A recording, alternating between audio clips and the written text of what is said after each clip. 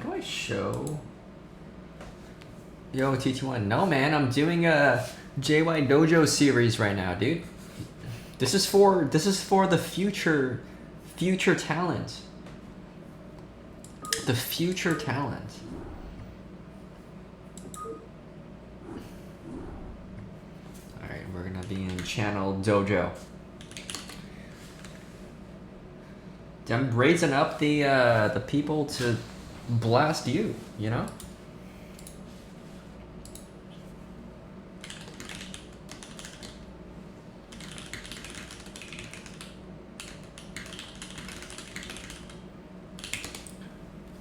All right, it's first come, first serve, everybody. I can't even talk. I was trying to set up my Nightbot. Give me a second. Is there a way to link a, you know, I gotta get a dojo command going, you know, just to, you know, advertise some YouTube content. Gotta bump my viewership from like 30 to 50. Get those big bucks, man. It's big advertising dollars. All right, so Beecher? No, he's just a ad hoc coach. Let's see. Grinding since I'm bad, but it's starting to come to. Yeah, man. Dude, this is the TT1 approach, dude. TT1 just sits around on single player and just tries out builds and just practices them over and over. This is literally, I am teaching the way of the TT1 actually. You know, I've kind of stolen his way, and I'm now monetizing after I've plagiarized off of his content. So, all right, let me get like all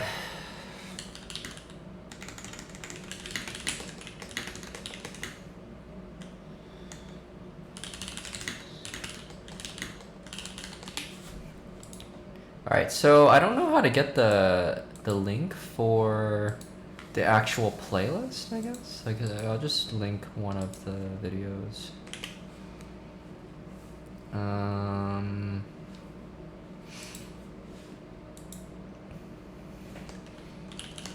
Dojo. All right, there you go. Hey, Albert, thanks for the raid.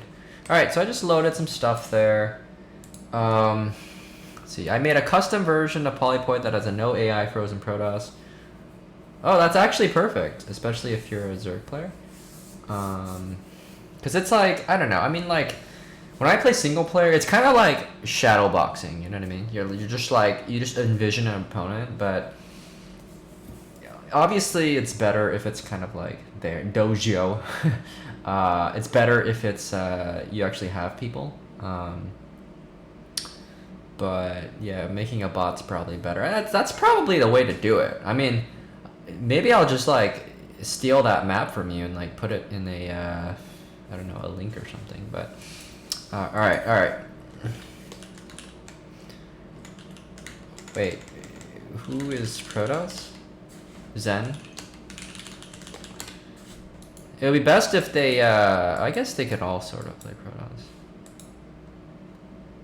I can play both. Damn, look at these Omni. I'm raising up a group of Omni gamers, man.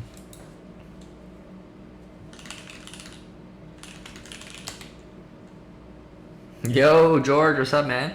Coach AI. I can play bad Protoss. That's okay. We're just trying out builds, so.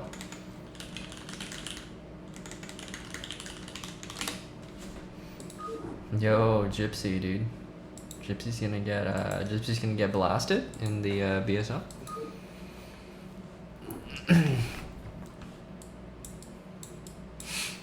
All right, we're gonna go watch this game.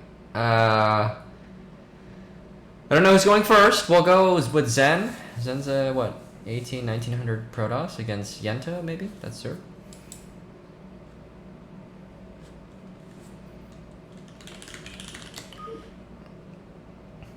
Watch on stream. Yeah. If just watch on the stream so it's not too laggy and stuff.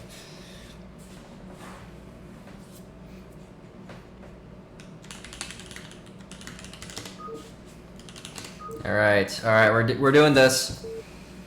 So for those of you who don't know what this is, we are going through just very standard build orders on both sides. So I've kind of put out a few instructional content. And the way the videos are structured is kind of just like,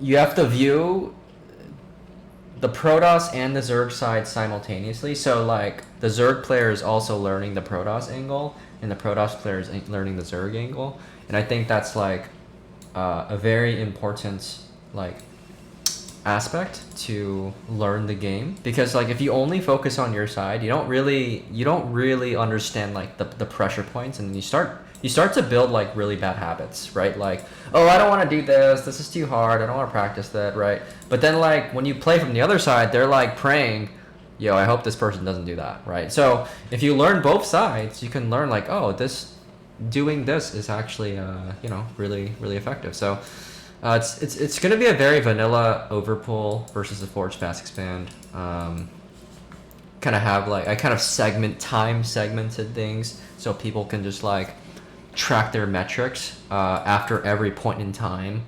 Like for example, there's gonna be metrics at like 7:30 or 9:30. In the weeks to come, it'll be like, you know, minutes and stuff after that. And yeah, really, it's just a matter of like watching your replays. You know what I mean? Like, it's just yeah. I guess like it's not so much about the build, but it's more about just like, yo, just watch your replays. Like, know what to look for, know why your build sucked, and like trace it back to when you messed up, and then try to fix that, right? So, all right, get the Forge Fast Expand. You're gonna go for the Scout. Overpool, everything's looking pretty good. Yo, shoot, what's up, man? I thought you were still in Spain. I thought this guy was still over there, man. I was getting really jealous. I'm like actually jealous because I really missed my trip to Spain, but. All right. Whoa, where's the, oh, okay. All right, little ninja drone here. So you scout that as an overpull. We could probably get away with that Nexus. There it is. Okay, get that cannon real quick though. Alright, so drone scouts coming back, probably gonna make that third hatch. Looking good. I prefer this cannon to actually be like 2 hexes back, or maybe 1 hex. I like 2 hex because you can fit more cannons up. It's just prone to a Hydra bust, but that's okay. So I got 238 gas. I'm liking what I see. This is, you know, gas you could probably get a little bit later depending on your build, but I'm teaching a 238 gas so that your Scourge can come out in time to deflect the Corsair. Looks like we're going for the close third. I think a lot of Zergs like to go for like the gas third, and it also has an extra mineral patch. But the close third, it's stylistic. It allows you to just like defend against pushes easier. You can consolidate your army better at the cost of 1 mineral patch and the gas, obviously. So I think it's stylistic. So like I like to take this when I'm like, you know, what am I trying to say here? I like to take it when I want to be a little bit more aggressive with my Hydras. So alright, so got a Cybercore. Build looks pretty good. Zero, thank you for the host, Super Gosu. Alright, 6. I think I usually like to send 5 because now we're stuck with 8 here. 8, and then so if you send 5, then I think you still have 9 mining, and then yeah, we're here. Yeah, I don't know. It's just a matter of just minor optimizations. But I think things look good. Zealot should be coming out.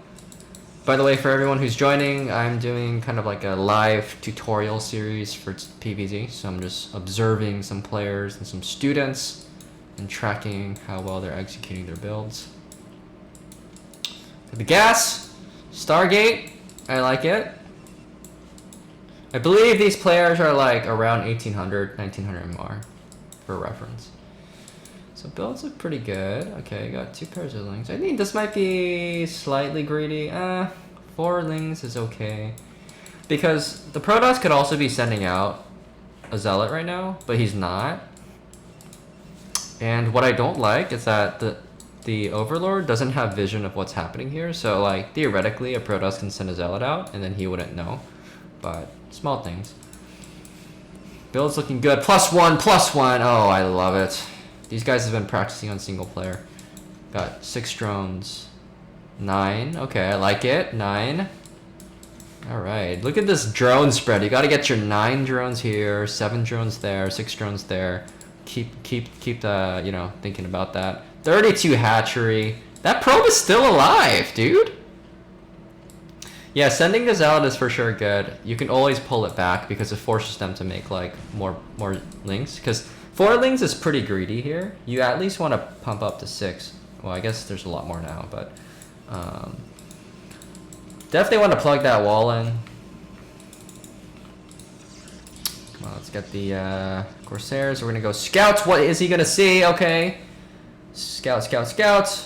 It's a lot of lings. 12 lings. Gas, den, right? This is probably not a Muta open because you can't afford the Hydra den as well. Looking at from Protoss. Spire's almost done. Probably could have taken off that Overlord, but might be a little late now. He might be able to get it. Maybe. Dude, we gotta go ASAP. But you gotta be careful. Okay, he might leave. Okay, well, he's a little indecisive here. Making some Zealots. I like the probe count. It's pretty good. I would have loved to gotten at least one of those Overlords, but against the 238 gas, it's a little bit hard. And I like how Yenta moved his Overlords away. Oh, there's an Overlord right there, though. Oh, we can still get one. Yeah, because you do want to get at least one Overlord, or you ideally wants to. Looks like we've got 5 drones. Okay, we're gonna send some drones over there, right? Okay. So I like this. I like that there's a focus towards droning everything correctly.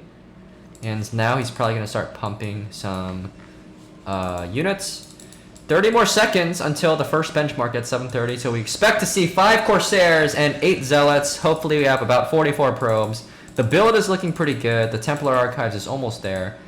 I don't know if it died. I think it's alive. Yeah.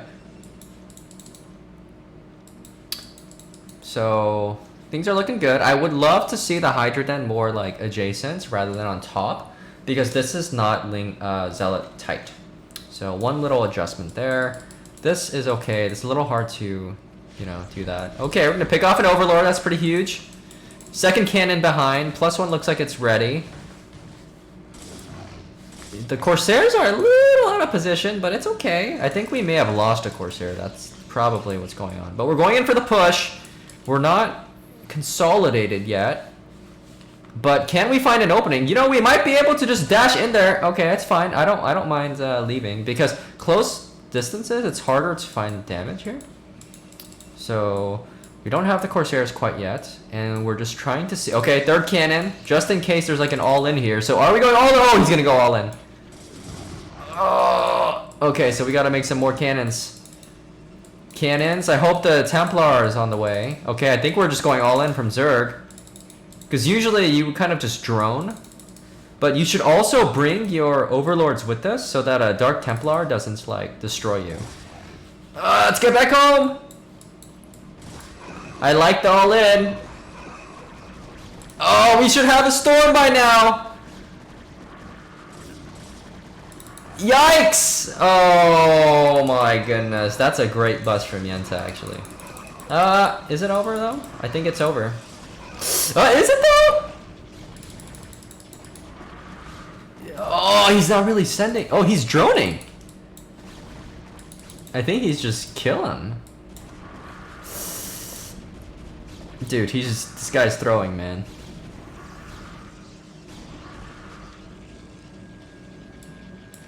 Alright, I guess, yeah, he could have just won there, but that's okay. That's okay. So the mistake there was you had to have your storm right at 8:30, right? Because you notice he attacked right at 8:30. Right at 8:30, right? If Zen had, like, you know, had a perfect build, he would have had 2 storms right there, and Yenta would have just had his tail between his legs and had to run away. But good on Yenta for executing the build, and bad on Zen for missing the build. But it's hard. It's really hard because in that mid game, you're controlling Corsairs and Zealots. Like, it's really hard to stay on top of your build. That's why this is one of the hardest Protoss PvZ builds, right? And it's honestly not recommended for noobs, which is probably, you know, not. But at the same time, it's the build that teaches you to critically think the most and scout the most. And I think it's good to know what to scout for and to learn. Even if you can't really find damage, that's okay. That's okay. Those are things that you can always work on.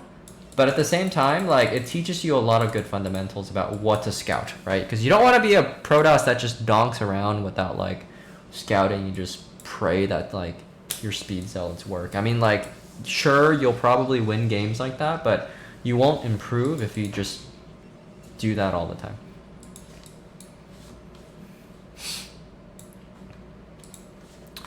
Alright, so usually following the Hydra push, whether you go all in, I mean, I thought he was just going to go all in, but you wants to drone to 45. I think the saturation is looking pretty good. Let's see, it's 8 plus 6, that's 14. 11 plus 7, 17, 31. Yeah, okay, this is starting to look pretty good. So once he starts to get that, he's making more Hydras up until the Lurker aspect's complete. Now, the Lurker aspect's not complete, so it's a little bit late on his part. But that's okay, because he was going, like, all in, all in. And once the Lurker is out, that enables you to start to drone again to 55. So I love the DT. Very sneaky. And you really shouldn't make the drones until you have, like, a safety net within those Lurkers. So it sounds like the Lurkers are just super late right now. And Zen's coming out for a push. I mean, 126 is pretty solid supply if you think. Oh, it's just like he doesn't have gas though. That's unfortunate. But considering that he made six cannons and he lost like his first like 8 to 10 what is it, units? This is some pretty solid macro, man. Like for like an 8. Oh, the DT! Holy moly! Okay, got 5 kills. Lurkers are up. Alright, we're moving into hive. I like what I see. I would love for him to push out here. So once you get that observer and you start to like get all your units together, I think you should always poke, and you don't have to commit. You can just kind of like cast storms, kill the Lurkers, and just poke. Just like, yeah, look, yeah, I'm on your doorstep, you know, cast some storms, you just run away, right? So I do think it's a slightly passive, because you could still attack like this way and defend your third base simultaneously, because your reinforcement path's going to cut off any sort of backstabs or something. So I'd love to see it. Okay, here we go. We got 150. Now Zerg is macroing pretty well here, so it's really going to come down to the storms. I think the pro production looks really good from Zen. So like the macro. Okay, we're getting a little bit. Come on, let's send the goons up. Okay, I think we're just going for it. We're going for it. Oh my god, that's a good storm. Oh, the Zealots are taking too much damage. Oh, imagine if he just helped put those Zealots back. That's okay, that's okay. But you know, these are some good storms. Okay, we gotta push back. Once your goons are naked without storms, you have to push back. Okay, so I like the move. Looks like we're gonna transfer some probes. Decent damage. I think Yenta ultimately came out on top because he does have Hive Tech on the way. He kind of has 4 base saturation. I think if I had to guess, this is probably closer to like 48 drones. You really want 55. Yeah, they missed some opportunities for ob snipes. It's very, very important to not press the issue as a Protoss player, just like running straight into a Lurker field, right? Only do that if you like act like you absolutely know you can bust it, like you can power through it. But if a Zerg is mostly set up, you almost never want to do that.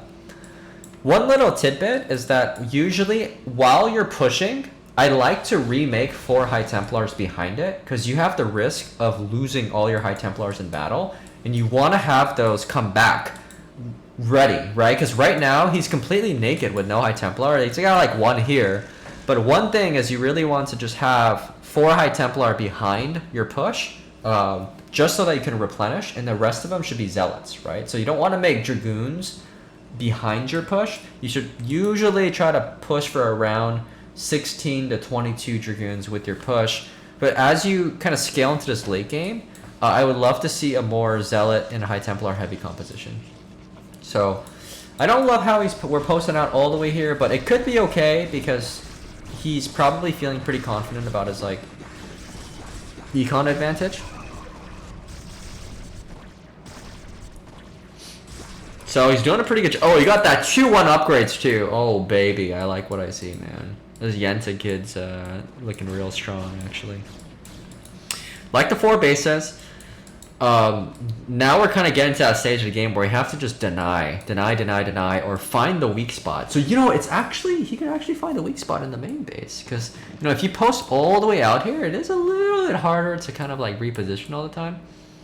But I like that we're taking the 4th base. I think the upgrades are a little behind, but they're okay for Protoss. I definitely want a better, you know, a double forge at this point. And I personally like going for a robotics facility, like, a robo support bay as you go into the 4th base. But it is a little bit harder to deal with that. And that's understandable. So notice that these Corsairs are like not getting much done, and a lot of players might be like, well, I can't do anything with my Corsairs, so why not let's just skip them, you know? It's better to have the Corsairs and do nothing with them than to just never make them. Trust me. You don't want to build that. Oh my god. Yeah, Yenta has some sick multitask, and that's gonna be really hurtful. So Yenta's playing this really well. You really want to have at least a few lurkers up here, because even if the Protoss wants to come up here and attack, they'll take inefficient trades to kill it, and they leave the entire counter angle for Zerg to just counter and kill them, right? So you kind of force the Protoss to make that decision, right? Like, do they commit to killing the 5th base and then leave their body completely open? Oh my god, what happened to all the probes? Oh man, we're mined out.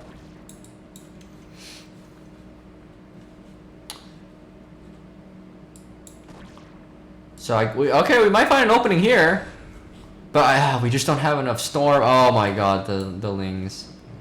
It's gonna be pretty crazy. So see, if we go and deny this at the bottom left, the right move for Yenta here will be, oh, I guess you can't counter. So this is really smart from Zen, because he kind of anticipates the counter attack with this. Okay, that's too many lurkers being morphed there. Yeah, because if Protoss doesn't have a 4th base, so I like the counterattack. Uh-oh, my headset has run out of batteries. Hold on, let me get some. Actually, is this sound really bad if I do this? Because there might be some feedback. But I love how Zen actually anticipated the counterattack. It sounds okay? Okay, I'll just do this. My headset's out of batteries.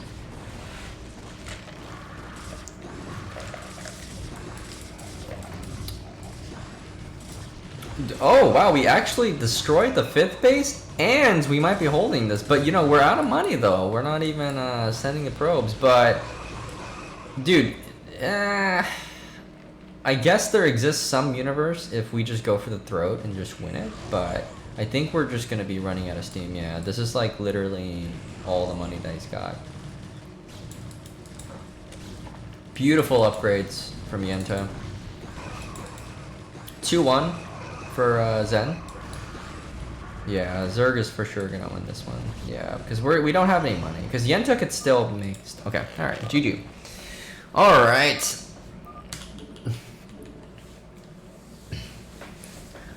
Pretty good game. That's pretty solid, man. Pretty solid. I mean, like, it looks good. So...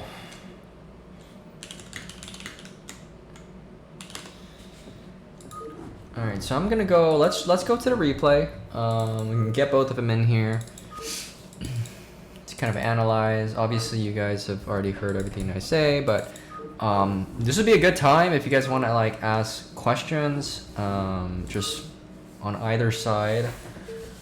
I thought it was pretty straightforward what happened.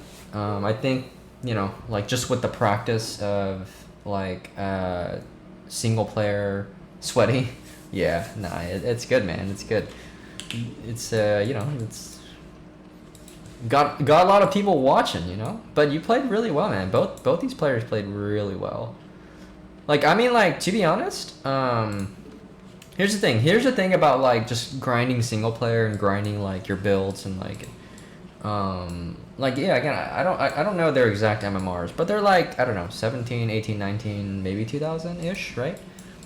But like up to a certain point, you can't really tell, like, you know what I mean? Like, you can't really tell what level they are, you know?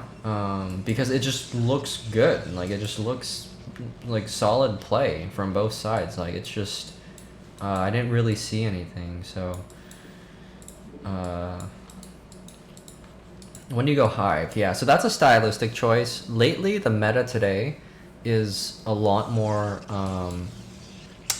what is it, like, a lot more Hydra heavy. And they like to dance with the Hydras a lot.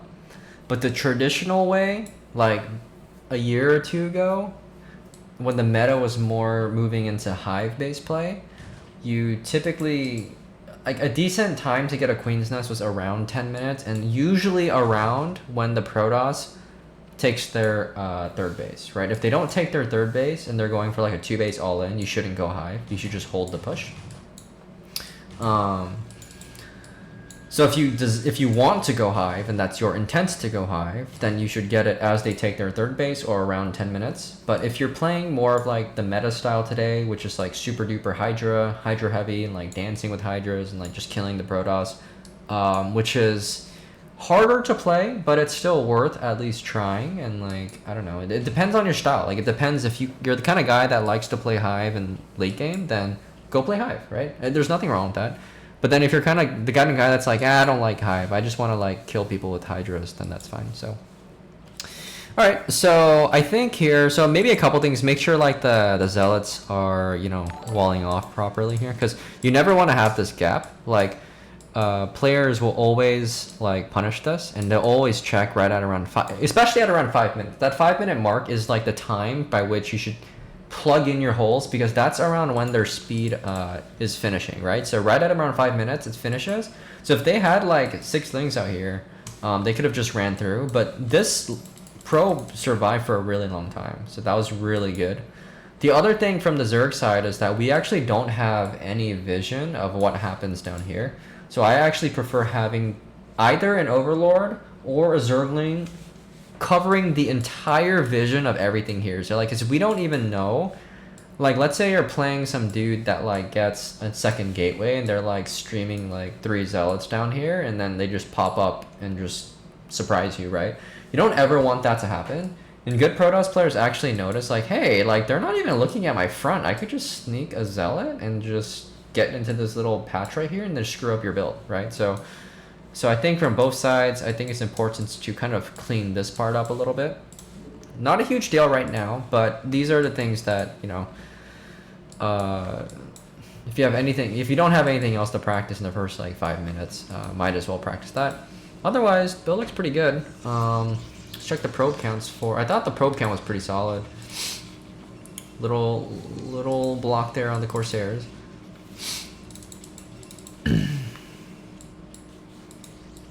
They probably could have gotten it. So usually, like, one small tip, if the Spire is still building when you see it, you can kill the Overlord. If it just about finished, but you can like hit the Overlord right away, you can kill it. If it's done and then you have to go back to find an Overlord, you should go back home. So this, you may marginally be able to kill. I don't think you can actually. Yeah. But I like that we actually scouted first. I think in general, if you do scouts this, like for example, like if you do scout like the gas den hatchery, like, and you already knew that it was a layer, right? So basically what I'm saying is that like you can kind of infer what the build is anyways, just by doing this, right? And you could have probably just gone and killed the Overlord without going into the main base.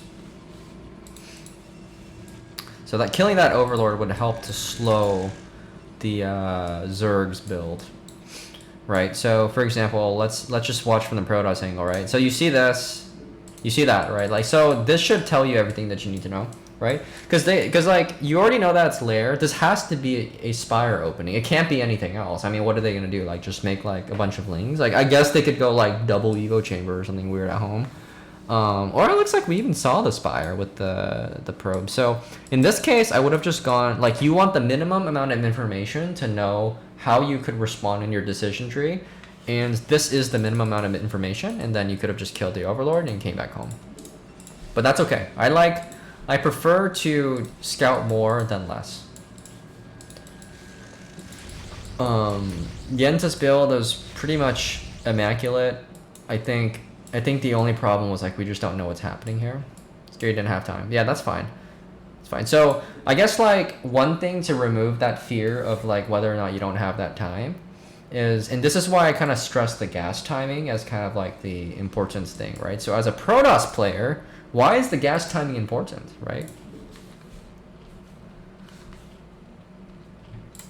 Okay, so you knew it's there at 238. So in that case, it's probably fine for you to just not get the overlord. I think in this case, if you know that it's a 238 gas, then you know at best you could kill an overlord if it's in your path and you don't have to go search for it and you've scouted like already what they're doing. So you could have killed it here. So at this point in time, you should know that assuming your build is like smooth, you can get at least one overlord, okay?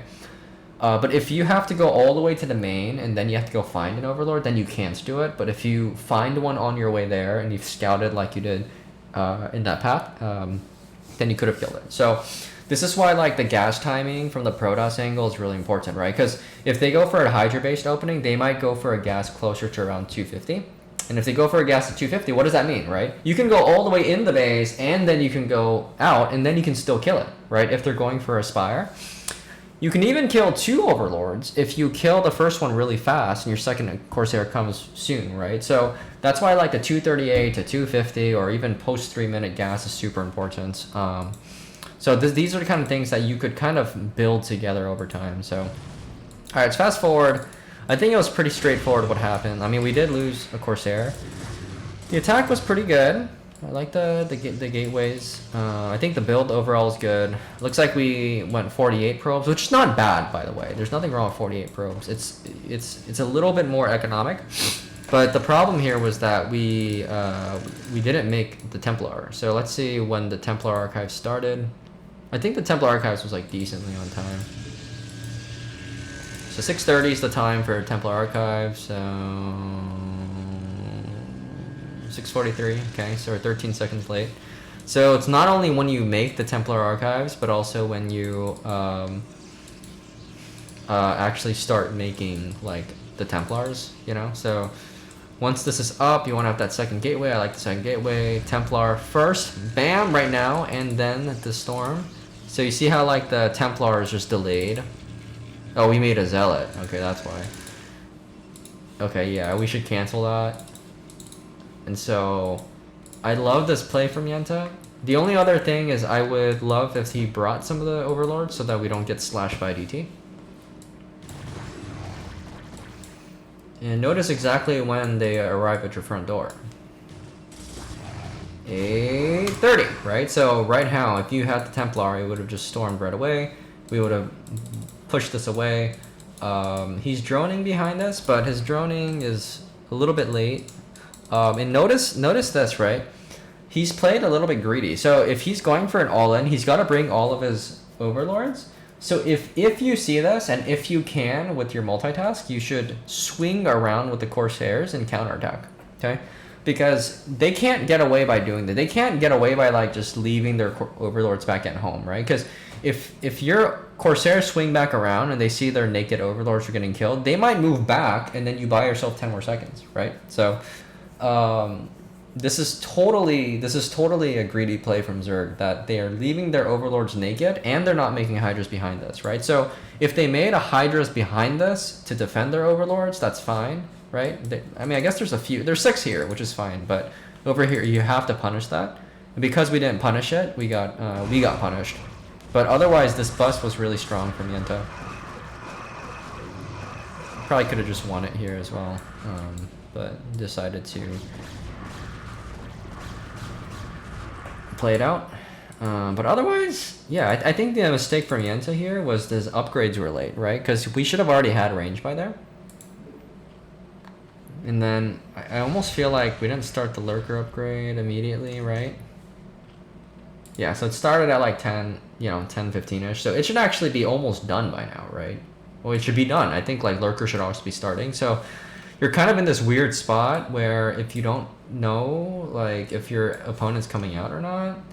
I mean, I think we knew we were ahead. That's fine. But yeah, overall, I think it was well played.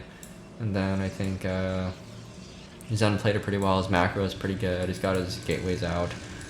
But we just got zerged. So all right, it's pretty good. All right, let's go to the next one. Who is next? Let's try it again. Let's try it again. Oops. Maybe Zen could be the, I don't know if another Protoss wants to play. No, Albert's been playing a little bit. PvZ tournament. We need Shoop for the PvZ tournament because we only have like 2 Protoss players.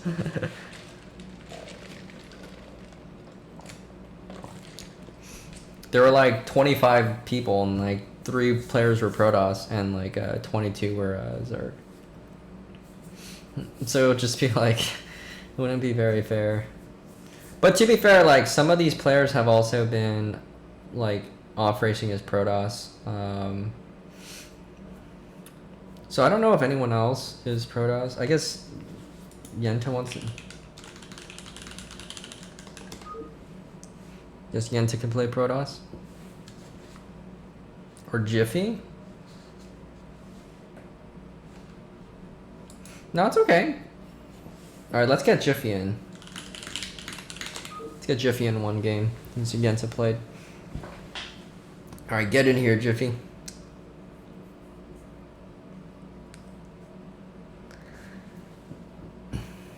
It's 1 of 3.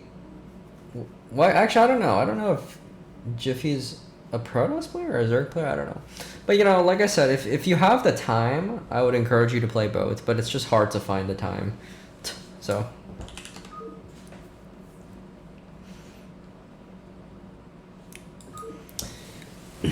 But yeah, that was pretty good. I would say both of them passed my quiz for the first 2 weeks. The storm was late on Zen's side, but that's okay. I think I would say I would give more slack to the Protoss because the Protoss pulling off the 1-1 with the Zealots and the Corsairs and all those builds, it's actually really hard. So it's okay to be a little bit late, but we were punished. So sometimes those scars are gonna help you remember. This gray color. What is this color? It's like light blue, right? Same positions. Oh, I guess they're flipped now, though. Whew.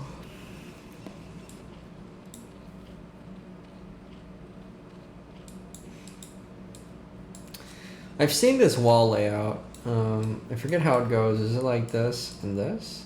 Something like that? Or is it like... I think it might be a little bit too low.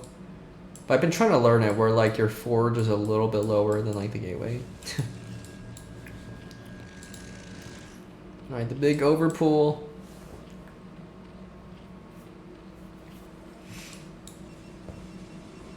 It's always fun.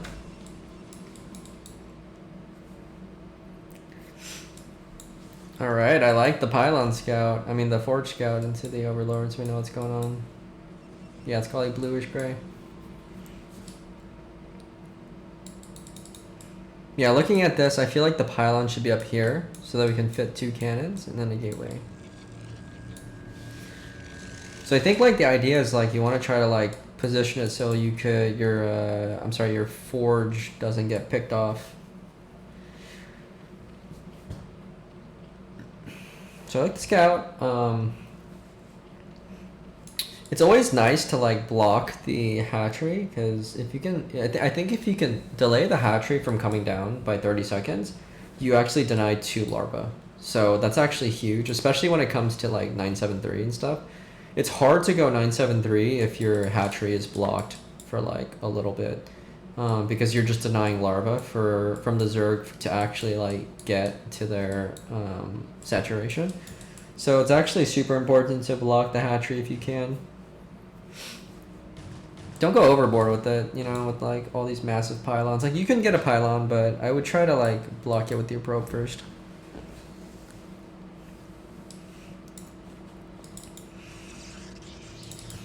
I got a gateway. Oh, we're taking the base closer, okay. I personally like this one for these positions, because this is just so close. But if you're playing a little aggressive, it can be okay.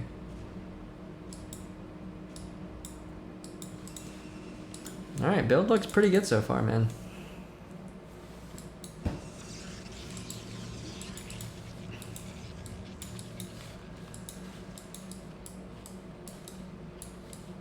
You got 9 drones. I think like, oh, I see. They're all like evenly spread. It's always weird when like your drones kind of get like stacked all together. Alright, there you go. Alright, layers on the way. 331, I like it. It was even like 330. So 331 layer gets you that extra larva, which is nice. So I like the build. Presume that's an overlord. Probably going for drone here, probably.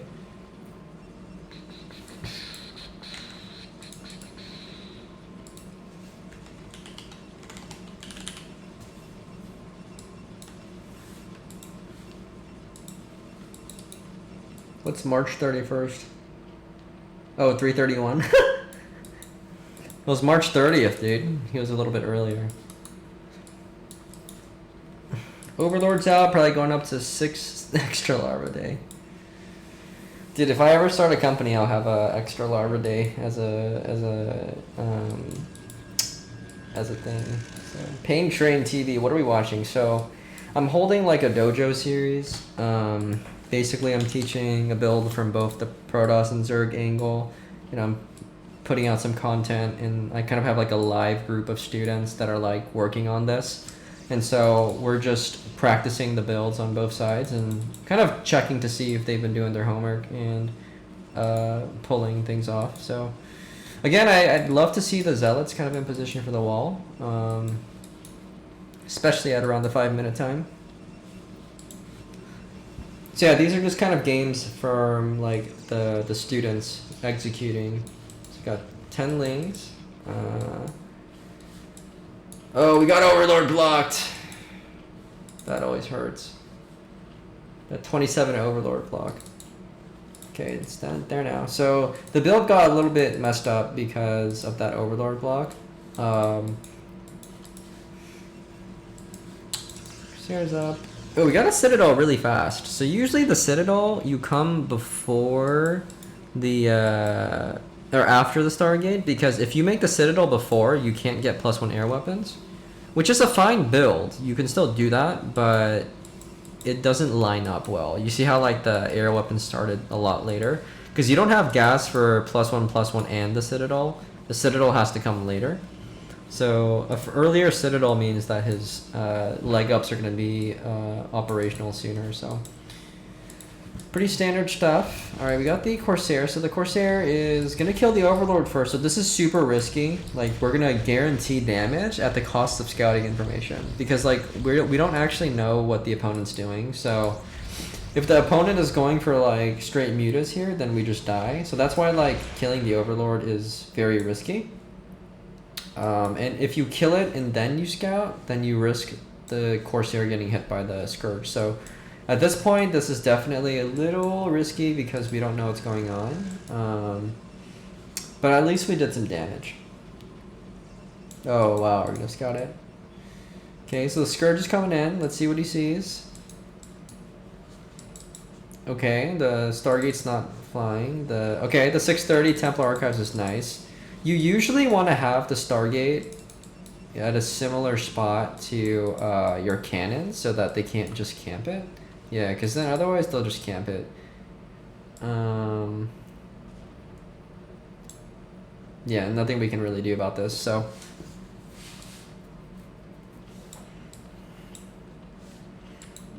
All right, so it looks like we have saturation 8, 9. Okay, looks pretty good. We're gonna be pumping some hydros now. All right, you see how the leg ups finish a little bit faster? So great damage. 8 zealots. I like it. Only 3 corsairs. 3 corsairs. Okay. Are we just gonna fight? Okay, we're gonna run back. So let's see if Return or Albert's gonna go for the all-in here. A little risky that we only have 1 cannon. But, you know, like, this build looks pretty, like, there's some missteps, but it looks pretty good, actually.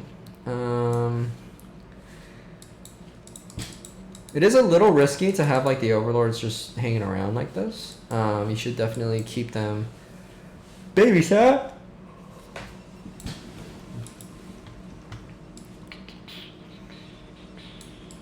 Alright, we gotta get those High Templars out. So I think the Templar Archives is pretty okay, like the timing, but let's see if we got the Templars actually coming out. So are we just making all Hydras? Oh, are we going all in? It might be over. I think it's over. Oh, it's all in. Yep. This is the killer, man. This is like the killing move, because you see how hard it is for Protoss to actually get Templar on time? It's rough.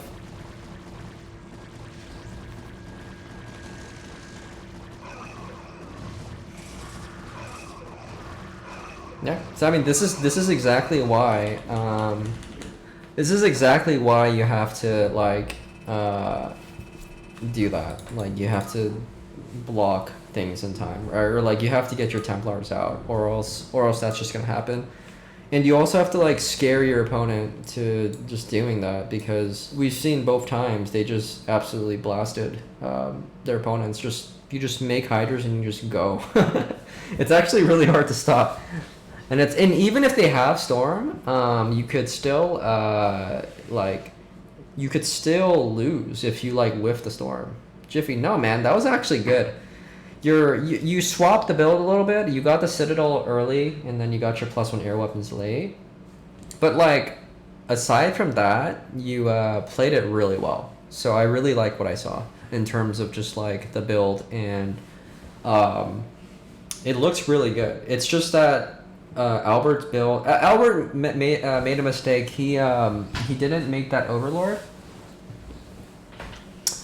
Yeah, he didn't make that Overlord at 27, so he got a little bit blocked. But otherwise, like, he still had all of the Hydras at your front door right at 8:30 and just busted. So both Albert and Nienta are like the model students, just executing these builds and just blasting the Protoss. So why don't we get one of them up here against me? We'll do a little test. So Albert or Jens, if you're there, let's get in the game.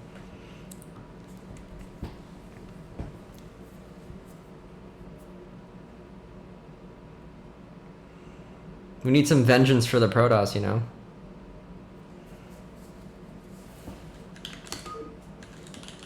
Oh, there he is. There he is.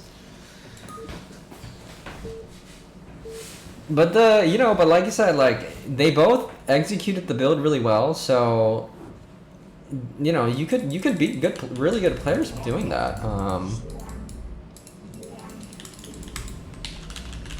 right, this is level 1. So we're just gonna play a little bit slower, but I'm gonna try to execute the build as planned. And I just want us to focus on the build and see what we can do, just purely off build and concept. It's easy. Yeah, it actually, but you know, to be fair, that build order for Zerg is really strong and it has all-in potential. Whereas for Protoss, like, obviously I could teach you guys like a more donkey build, you know, like skip Corsairs and stuff and just like go for a bust at like 630 or something, which probably would like increase your win rate for sure, but it's just not scalable, you know. It's like, I prefer not to teach something that like doesn't scale well, because if you start winning with like a bad build, and you start like getting confident with it, then you like start developing bad habits because you just keep you're just married to like this build that used to work against really bad players, and you just keep playing like that. But if you like start building those good foundations early, then I don't know. I personally think that's more scalable for the future. So we didn't see an overlord. I'm gonna come back with the same probe, make that make the forge. The advantage of doing this, I kind of like doing this because like I don't have to send another probe out. And then you could just kind of like, you know, have the forge and go scout, and then usually if I don't scout my opponents like at this time, then I'll make a cannon, and if I do scout them, then I'll make the nexus. So alright, we don't see it, so we're gonna go ahead and make the cannon right at 13, and then we'll make nexus until 14. Hi deltas. What's up, man? Deltos. I like to just send my probe out a little bit because it's not like it's doing anything anyways. Just in case there's like lings, right? But we don't see it, right? If there's nothing coming, then you know it gives me some time to like pull some probes out there, and then we'll just start scouting. So it looks like that's an overpull. Ling should probably be coming out, so we'll make the nexus right away. Keep making some probes. I like to make my gateway right at around like 15.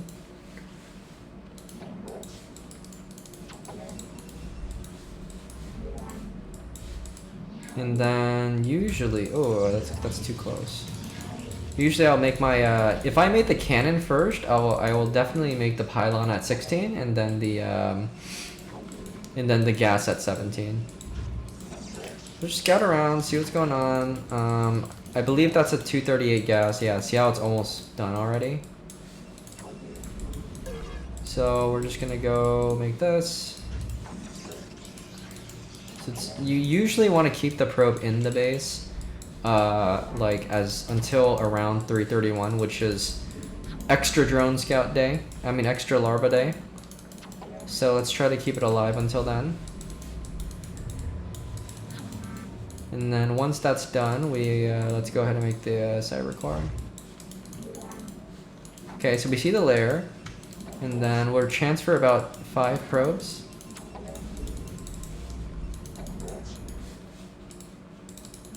And then let's see where his third base is. And let's make the zealots. Okay, so third base is not here. Let's check over there. And then we're gonna go ahead and make the gas. 4 minutes-ish. And we're gonna try to keep up this production. And once that Stargate's done, we also wanna make that, I'm sorry, the Cybernex course done. Okay, so we do see that. We see, so I'm just gonna send the probe over to all the way over there. So you know how like, you don't always have to like, if you have a hard time keeping your probe alive, just send it all the way over there and then just bring it back at around 5 minutes just to confirm that they have a, just confirm that they actually have like ling speed, just so that it's not some strange build, you know, some strange like thing going on. So we'll get the, alright, let's bring it back, send it back over there, and then we'll just go back, make the zealot again, and then we'll just go get some ground weapons, right? Ground weapons, and then make sure we don't get supply blocked. I think I already have one building, but 42 is usually like that nasty moment. So let's see if anything is going. Let's see, drones, spire. So we already saw the spire. Okay, we already saw the spire, right? Let's make the zealots. So I'm actually gonna bring that probe home. If I can bring it home, that's nice, right? Because it's like awesome. I get to keep that probe alive. Gonna make the citadel after that, and then we're gonna continue making the Corsair. Let's try to poke out a little bit just to, you know, give some pressure a little bit. And then, you know, denies a little bit of stuff, so let's make some more zealots. I usually make my, like, cannon, like, around the time of my second Corsair. So we're gonna scout, see what's going on.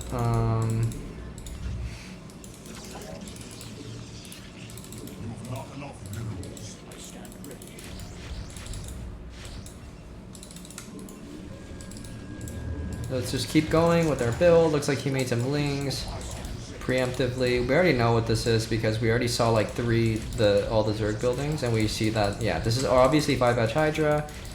Killed that, go back home, make sure you get your leg upgrades, and then keep making these, right? So we can, you know, get all of our stuff going, and then we're gonna make that Templar Archives right at 6:30.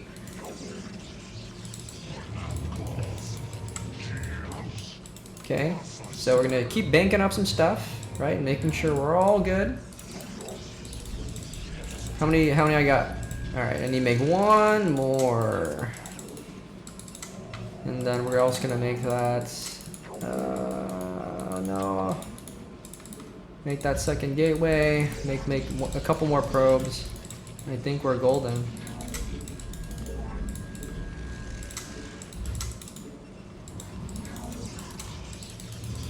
Okay, so I'm gonna make that High Templar, and then I'm also just gonna go ahead and make like the cannon, High Templar.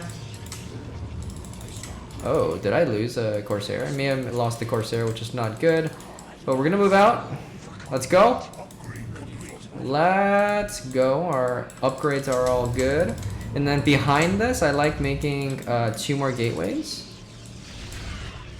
Okay, we lost it. That's okay. We're a little sloppy. Let me get my weapons.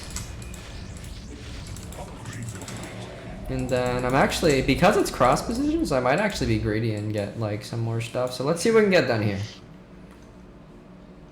Okay, that's a lot.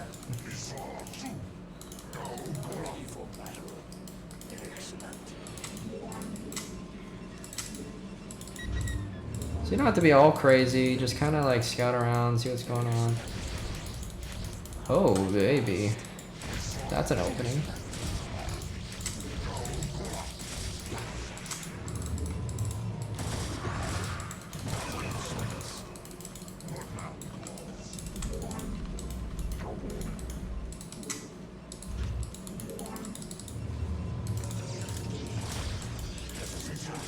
Yeah, see, he didn't have the thing. So that's why you always have to scout to see whether or not they have the openings, right?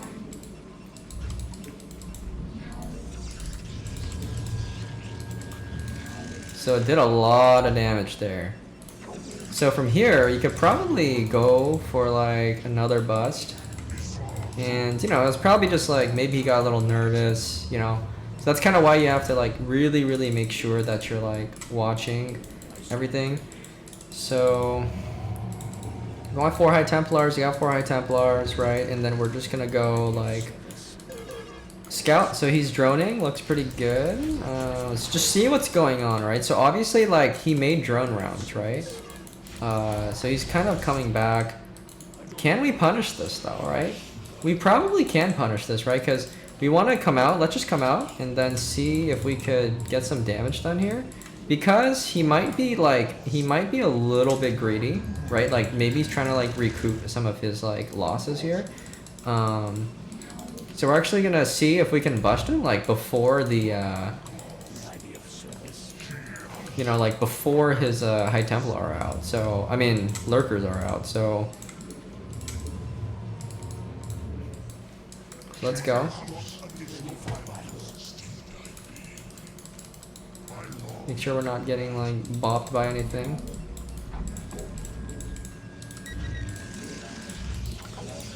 And again, if he doesn't have any if he doesn't have like any like detection here, then he might be in a lot of trouble, right?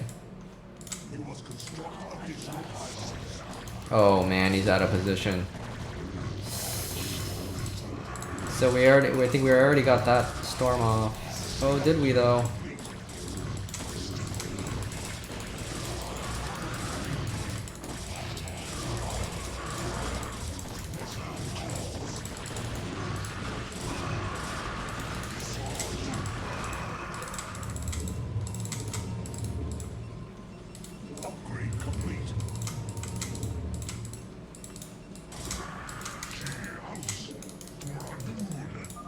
GG. So I like the idea of like moving, I like what he did there. I like that he like tried to drone, but it is a risky play, right? Because if you make a lot of if you make like a lot of units, you know what I mean? Like if you make a lot of units that like, I'm sorry, if you make like too many drones, but then before you get your lurkers out, then you open yourself up to like that risk, right? Now it's a calculated risk because he was trying to like figure out whether or not he could do this. Yeah, so he lost track of the army. If you could mitigate against that by just like getting the hydras like sniping and stuff, which is definitely possible, but then it's really hard. Yeah, running up to the right side. Yeah, that's why I was kind of like, oh, units are out of position. So yo, 40 years old version, man. Huge fan, bro. All right, let's get someone else in here. Do we have anyone else? So we saw Zen, we saw Yenta, we saw Jiffy and Albert. Anyone else want to play some practice?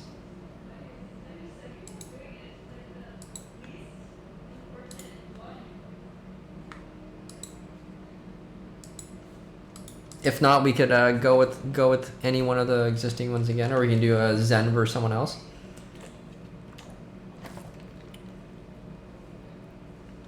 Yeah, we can go Jiffy, unless do we have anyone else?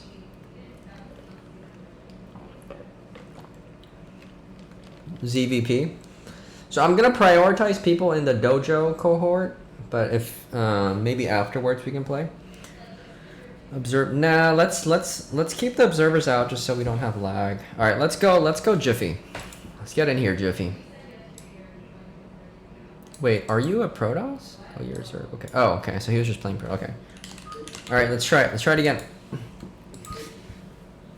And then after that, we can get Zen against Zerg. Confident. It's all right, Dada. Oh, do the same but on the Zerg side. Yeah, I could play Zen next. Maybe we can try that. Oh, he's a Zerg main. Yeah, okay.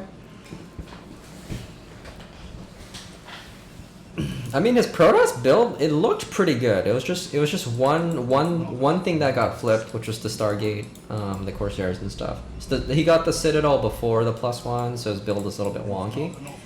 But yeah, I could try like the Zerg side. So again, we're just gonna focus on like getting the build down and just scouting and being strategic. So it's not gonna be like, again, like if you know what you're doing and you know the build's like inside and out, you don't need like insane mechanics, right? You don't need insane mechanics to pull it off.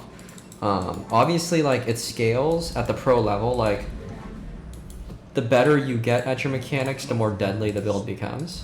But you know, like you could still play the build just like with not great mechanics, and it's okay. It's as long as you're learning, as long as you're reacting, as long as you're just like doing things appropriately. So we don't see it. Obviously, there's some percentage that like Zerg plays crafty and they like move their overlord over there, but that's fine.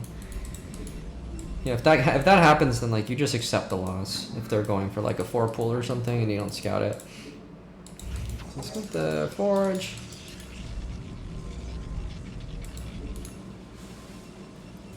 What MMR is Jiffy again? Like 1800 or something? I actually forget.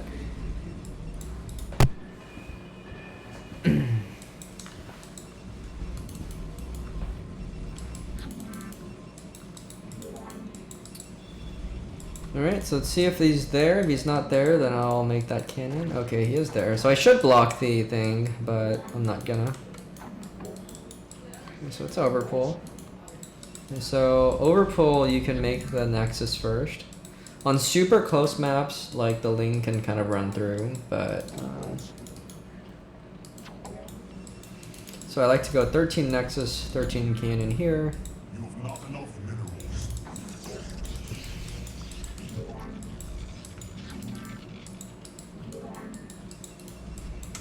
See how many Lings. It's really important to see like how many Lings are being made. So again, let's make sure the cannon is a little bit behind, so we don't like lose track. Okay, 4 Lings. So 4 Lings can't run by a cannon. Well, they could run by a cannon, but it's not always the best though. 6 lings, you need multiple cannons. So in this case, I like our build. Go to get the gateway at 15. Try to keep the probe alive until extra larva day, which is on 331. I'm gonna get the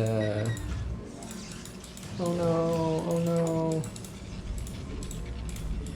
Alright, so I'm just gonna, oh, okay. So if you lose that, you really should, oh, he got in? How did that happen?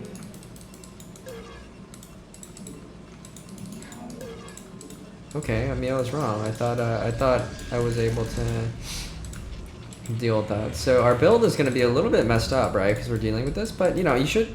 Don't panic if those lings get into your base like that. Just try to deal with it. You know, like, don't go nuts over it. Just, you know... I'm going to make the zealot first. And you just kind of monitor it, right? Like, you just move it back. Just kind of wait. Let's get that Cybernex core, which is okay.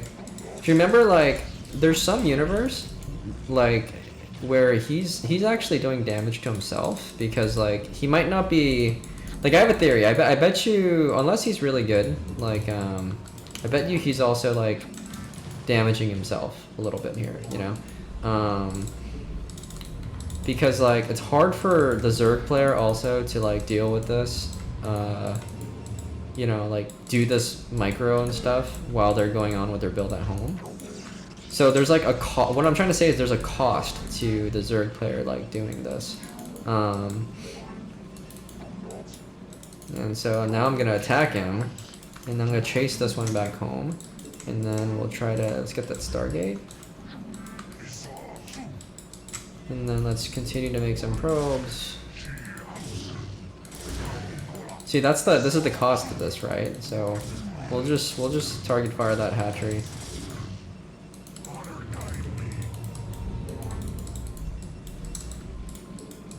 And then we'll just move on with their build. So he'll deal with this in due time. So now we just go air weapons. Move on.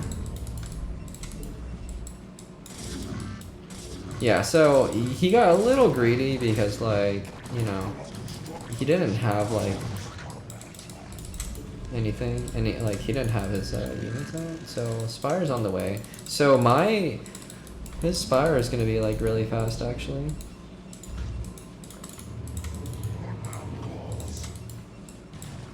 It's a lot of lings, right? So because he made all those lings, it's gonna be really hard for him to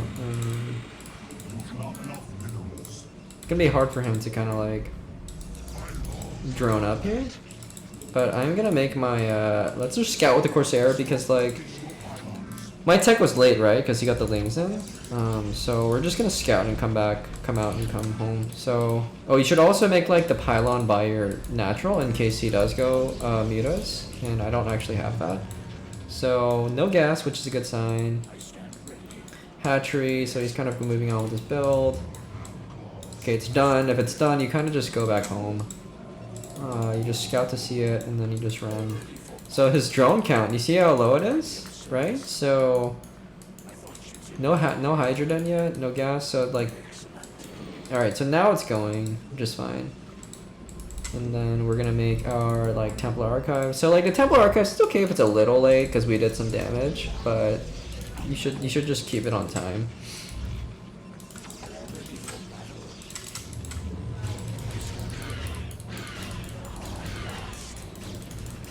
A little troublesome to lose that, but that's okay. And then we're just gonna continue moving on. So we should have about, like, 40. So I'm just gonna cut probes here.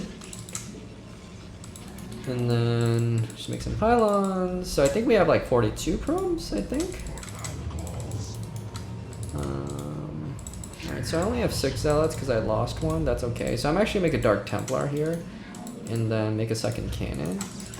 We're gonna really wait for that, like, we're gonna wait until we have, like, that +1, because he has a lot of lings, right? So you don't want to, like, donk into that. And so I'll make the Dark Templar and then the High Templar after. Then since we have some extra money, we're gonna go ahead and make a couple of gateways. Right, and then once we have those all out there, we should be ready to go. Alright, so let's move out now. See what damage we can find. We got both of our upgrades up. So I don't see any units yet, so I'm gonna go ahead and make the 6 gateways, which is really nice for Protoss. If you can get the 6 gateways before your cannons, it's actually crazy.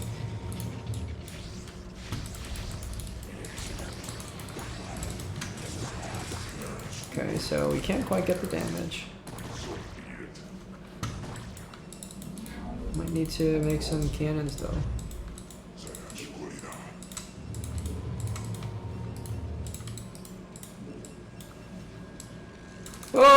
Okay, that's not good. So in this case, you do have to remake some Corsairs, which is unfortunate. But yeah, you see, like, all I'm looking for here, like, I'm not even, like, controlling it, right? Like, I can actually cancel this cannon. I mean, it's a little greedy to do that, but he's not really attacking, right? And then we can just send our, like, Dark Templar to scout for the 4th base. You can still see, like, what's kind of going on. So I think I do have 4 High Templars on the way. And we're just kind of waiting to, okay, maybe not 4. We only have 3, unfortunately. So again, I'm remaking those Corsairs for safety. Again, even if you don't get anything done with it, like, you just kind of, like, still have to build that habit of just, like, not, you know, not skipping High Templar, because, or not skipping anti-air, because, like, anti-air is, like, really, like, it's important, right? So he doesn't have the 3rd base yet, so usually for, like, the Zerg player, you should, like, try to have, you know, like, a 4th before 10 minutes-ish. So let's see, like, when he gets it. Now, I suppose there's some universe where, like, he might be getting it at 12. I've seen that before. It's not as common. And we're gonna get that observatory, keep pumping some units, scout to see what's going on. Okay, so nothing. And I like getting the fast observatory, and we're just gonna scout, because we have +1. So you see the overlords, the sunken colony, the drone saturation looks pretty good. So he might be approaching like that 45. Okay, he's got a lot of Scourge. So at this point, I think we can just go ahead and just macro our way. And he doesn't actually have, okay, notice this keep, I'm missing gas, no wonder. Notice that he doesn't actually have, like, any, you know, like, a 4th base. Because he doesn't really have a 4th base, does it really matter, like, if I attack? I don't think so, right? Like, we don't actually need to attack here. So we'll just kind of play a little passively. I mean, theoretically, you should be, like, controlling your units and trying to, like, you know, controlling your Corsairs and everything, but because like he doesn't have a 4th base, I wouldn't actually attack into this. And so we can just kind of play a little bit passively, and usually as I take my third base, I'll start to like make some more probes to saturate closer to like 55. So you kind of have like similar things going on. Okay, sorry, my wife came in for a little bit. And I like to just chill. I got 1-1 upgrades ready, right? And then I'm just gonna go ahead and kind of move out here a little bit. Usually, once my 3rd base is out, I like to pump up to 10 gateways, because you can then start supporting that, but not quite yet. And then you just mass up at this point, right? Because he doesn't really have another base, and I just swiped it right there. And so he might be going in for an attack, which is super risky. So you don't want to like move up against the ramp like this, otherwise you can just get stormed.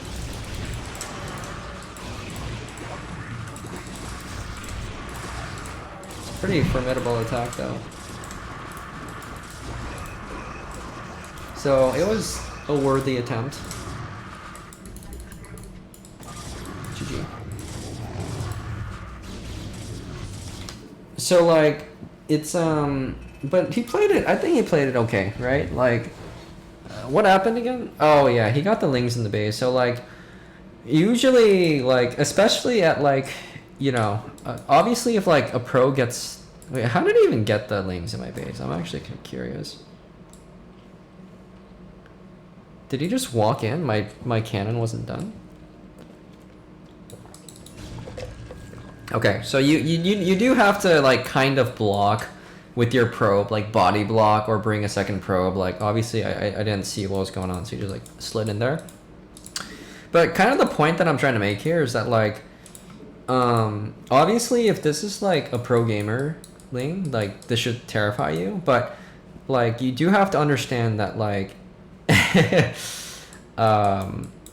this, you could deal damage to yourself if you can't handle the multitask, okay?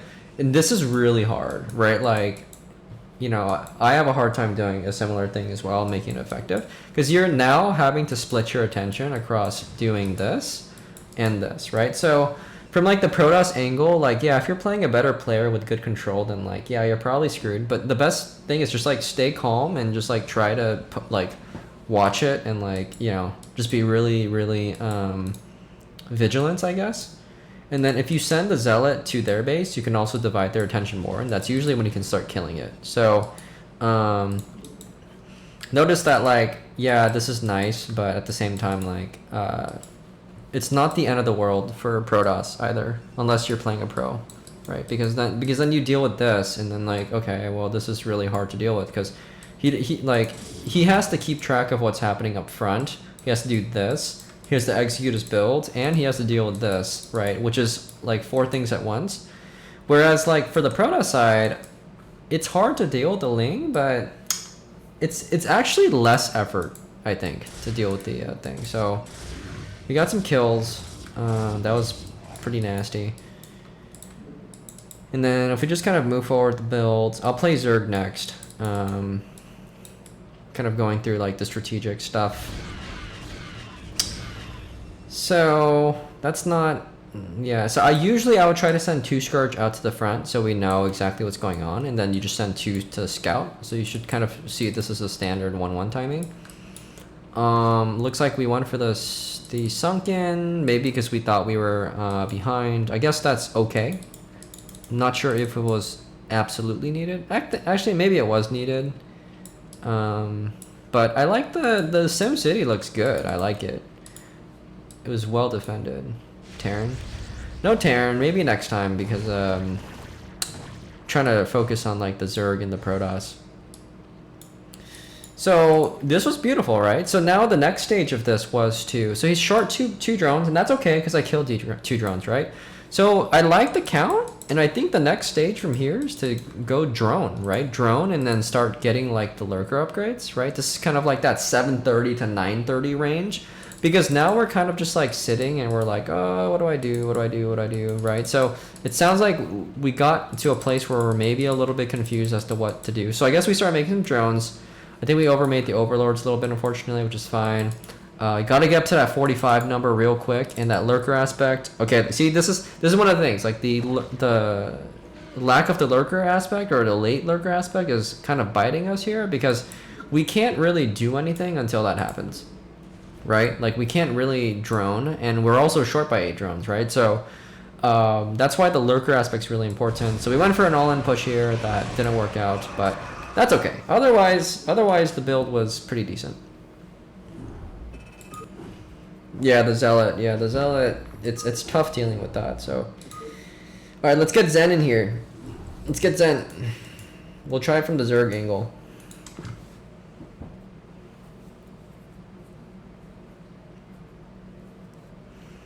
So again, if you guys want to follow along with the builds, the assignments and stuff, you know, make sure you check out the YouTube videos. I have like assignments and stuff, and basically just like doing this 2-sided approach to kind of learn the ins and outs of the builds.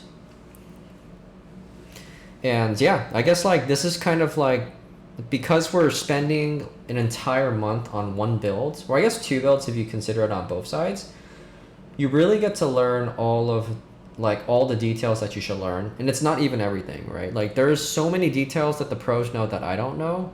And that just goes to show how like deep the game is.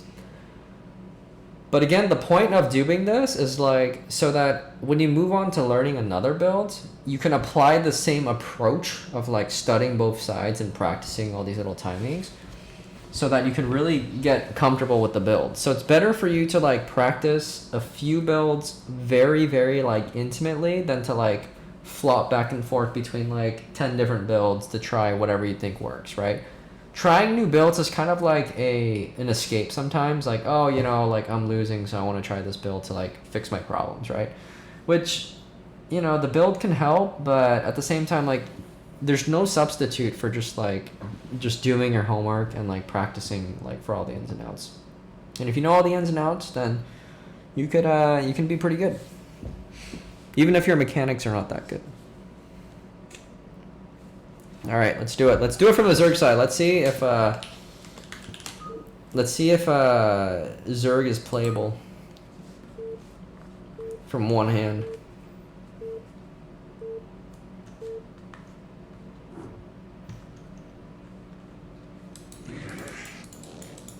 Oh, look at that split. Look at that split. Oops.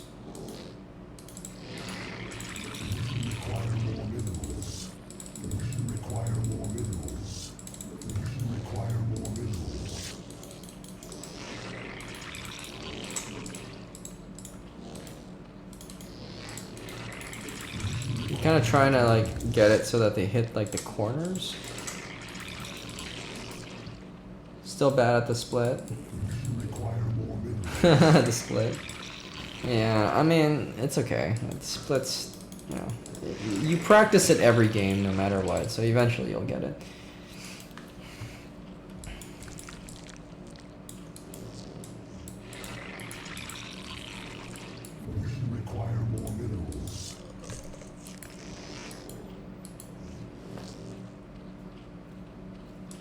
Do people actually shift click?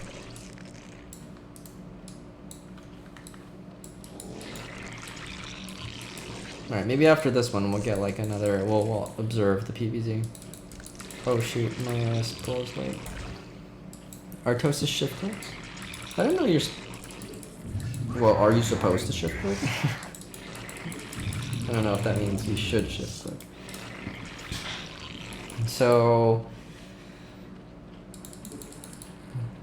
Can execute me on site. Alright, so we're gonna drone scout.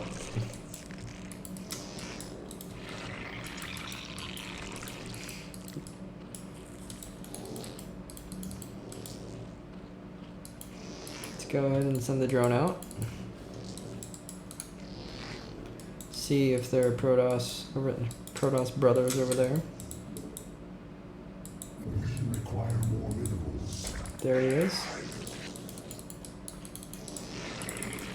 Require more minerals.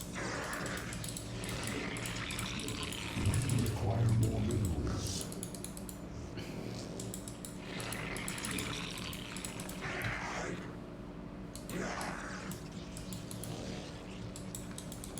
So just in case he comes up here to like do some shenanigans. Okay, looks like he's not. Got our gas right at 238. I guess it came at like 239, which is okay. And then we'll go ahead and take our third base. Don't follow Artie's mechanics. Alright. Let's go ahead and make that drone.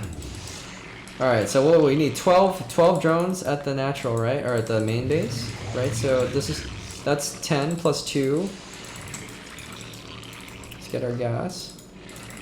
Okay, so let's make sure we only have 9. So don't make this mistake. Don't put more drones than you need over at the base. Okay, so now we got 9 there. So it's a rally. Gas is on the way. 331 layer timing. Can I make it? Can I make it? It's free Larva Day. No. Okay, I got a sec. Is it okay if I get it a second early? Do we have any Zerg nerds out there? Or does it need to be exactly at 339? So got that Overlord right at 16. Dude, this guy's really good at keeping his thing alive, huh? So let's keep. All right, let's get link speed.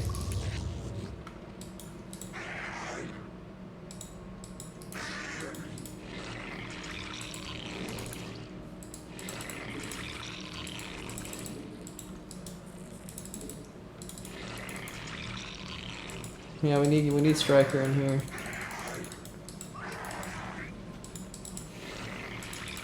So let's make the Overlord at 23 so we don't get supply blocked. 7.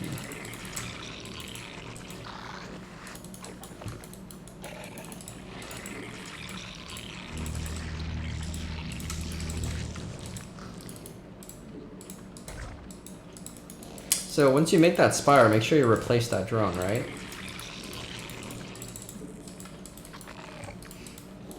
Alright, make sure we start spreading our drones a little bit. So I think we already have 7. Let's move our Overlords out of the way. So that, like, as the Corsair comes, we don't, like, run into anything.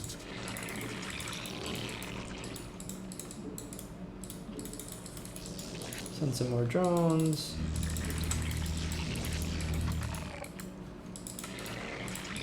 Just make sure the hatchery is on the same side as the ramp. 32.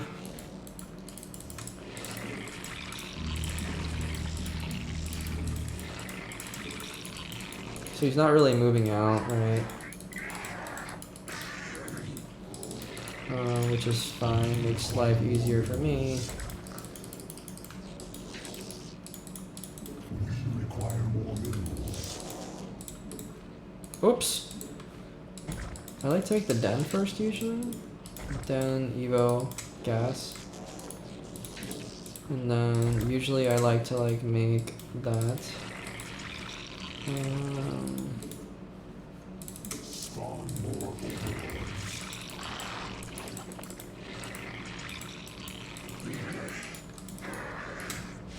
Okay, we might be able to get it.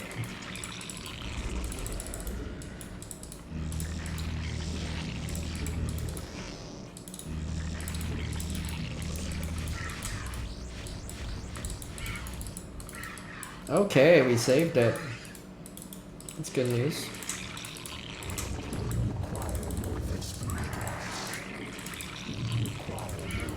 So let's keep this up at their base.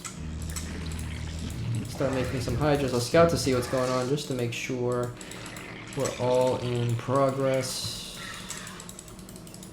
Templar Archives is good, timing's good. I don't see a second gateway. The Stargate's a little bit idle.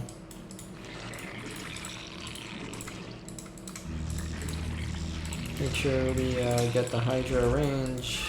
So everything looks pretty good, right? Like from his angle. My build looks pretty good.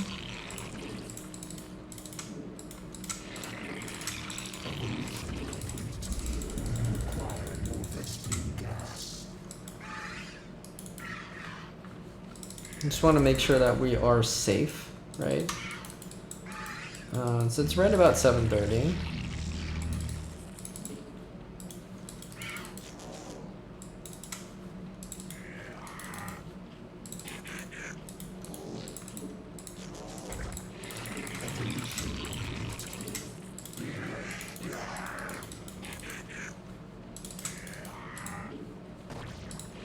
So now that we've like deflected this, right? See how I'm just making a whole bunch of drones?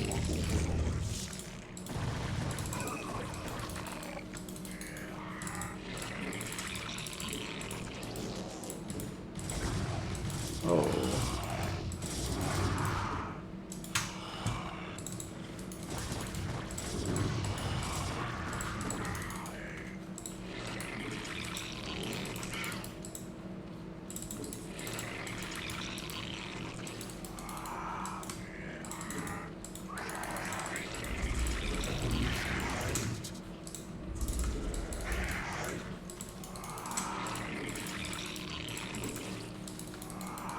Okay, so now that we like made a round of drones, we really need to make some hydras now. It's obviously getting a little sloppy, but we're gonna go ahead and okay, so we got that. Just patrol, I guess. So we have to make a lot of hydras from this point because until like our actual lurker aspect is complete, like it's kind of like danger zone. Or slightly danger zone, right? And then we're just gonna go ahead and try to make that base. So we're just making a whole bunch of hydras. And then, whoops, got my, try to get that +2 going. And then like, as your like, so as your lurker aspect finishes, then you can make another round of drones, right?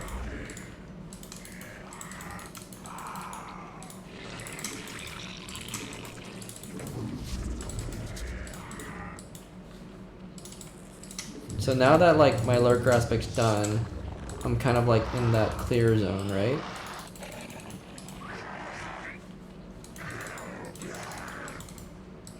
And because like I guess like from here we can kind of play it multiple ways. But I do prefer to like kind of play it, maybe this time, I usually like to go high, but this game we won't. And then we'll just drone, right? And that droning is really just to like start to saturate this base up here. And once you kind of have like this rhythm going, you should also like pump up to like a couple more hatcheries, right? Because you can afford up to like 9. And then this should be enough to just like deflect any sort of like push.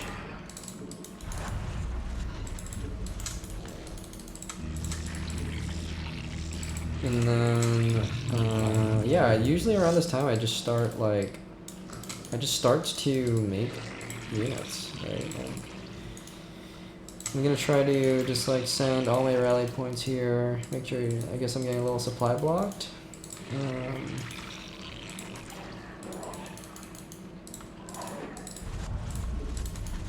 And then we'll just start dancing a little bit, right? And so now that I have like a lot of units, I could really start doing some damage.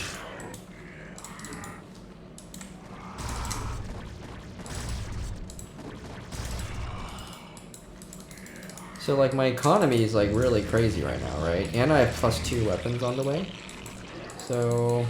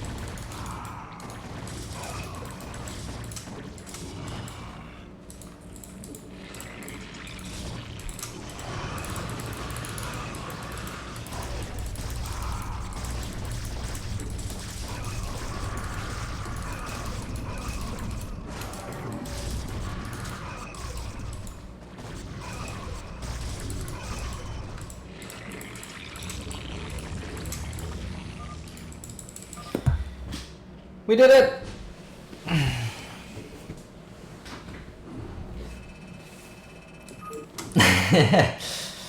Almost there. Just I think the lurker egg did it. So, all right, peace out, Dada. All right, we'll try a game, but I'll watch this time. My wrist is actually hurting because of the game. Yeah, I think unfortunately the lurker egg probably won that. Otherwise, he probably holds. But it's close though. It's close. All right, let's get Yenta and Albert or something.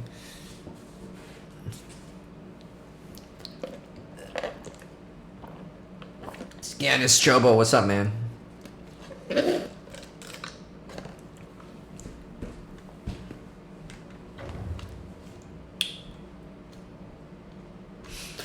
Yeah, so this is just, I'm just doing a tutorial series, and we're just kind of testing on the build and stuff.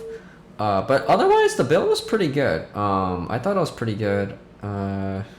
Q&A, yeah. I mean, you could just do Q&A right now. Yeah, so I mean, we're just, especially as I'm just watching, just feel free to ask questions. It doesn't have to be like about this game in particular as well, especially when I'm in like chill mode. So feel free to ask any and all questions.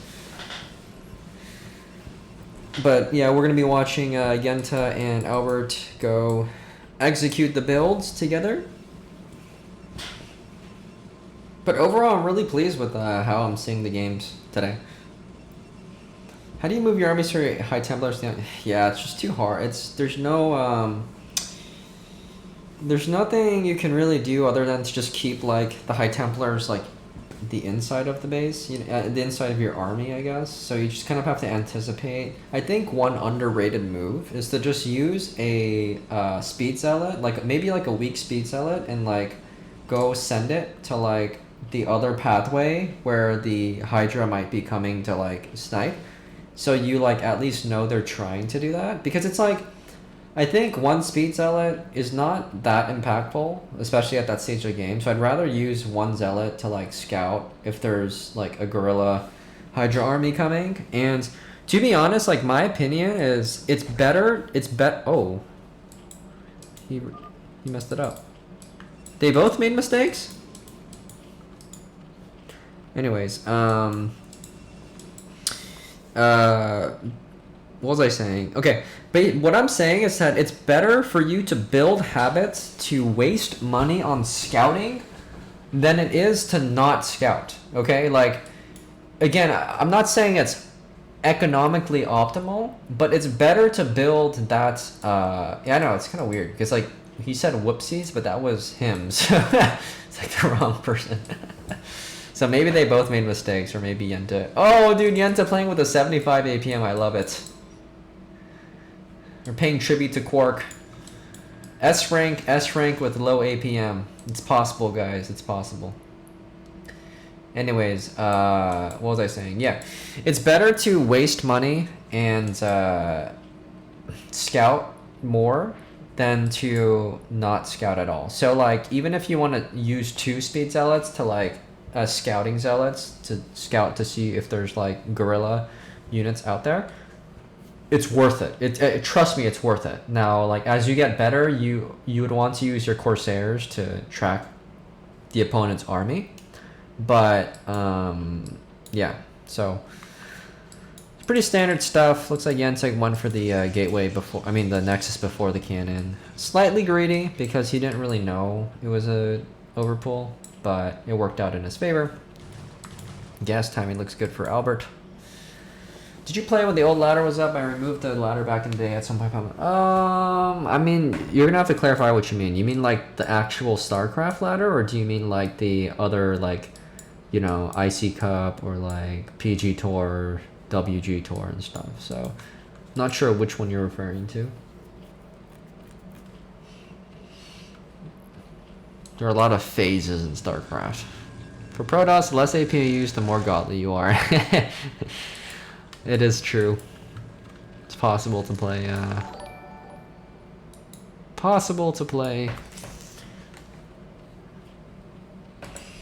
I mean, like, I was around at that time, but I was more, I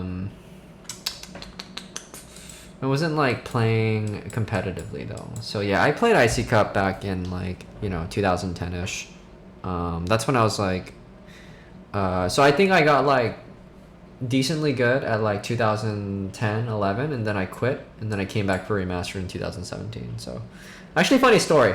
I quit not because the game was dead. Like, I was still playing like random playoffs games in like 2012 and stuff, but I updated my Macintosh to a version that they couldn't support the old Blizzard games anymore. So Apple's update destroyed my career, unfortunately. So.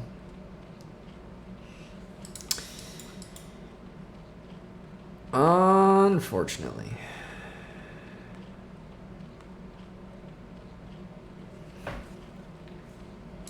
I ran into some Z-suited Spireless 5 Hatcher Lurk. Army count was insane.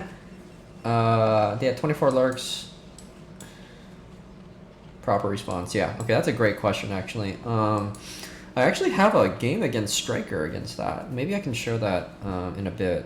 But he was practicing that build.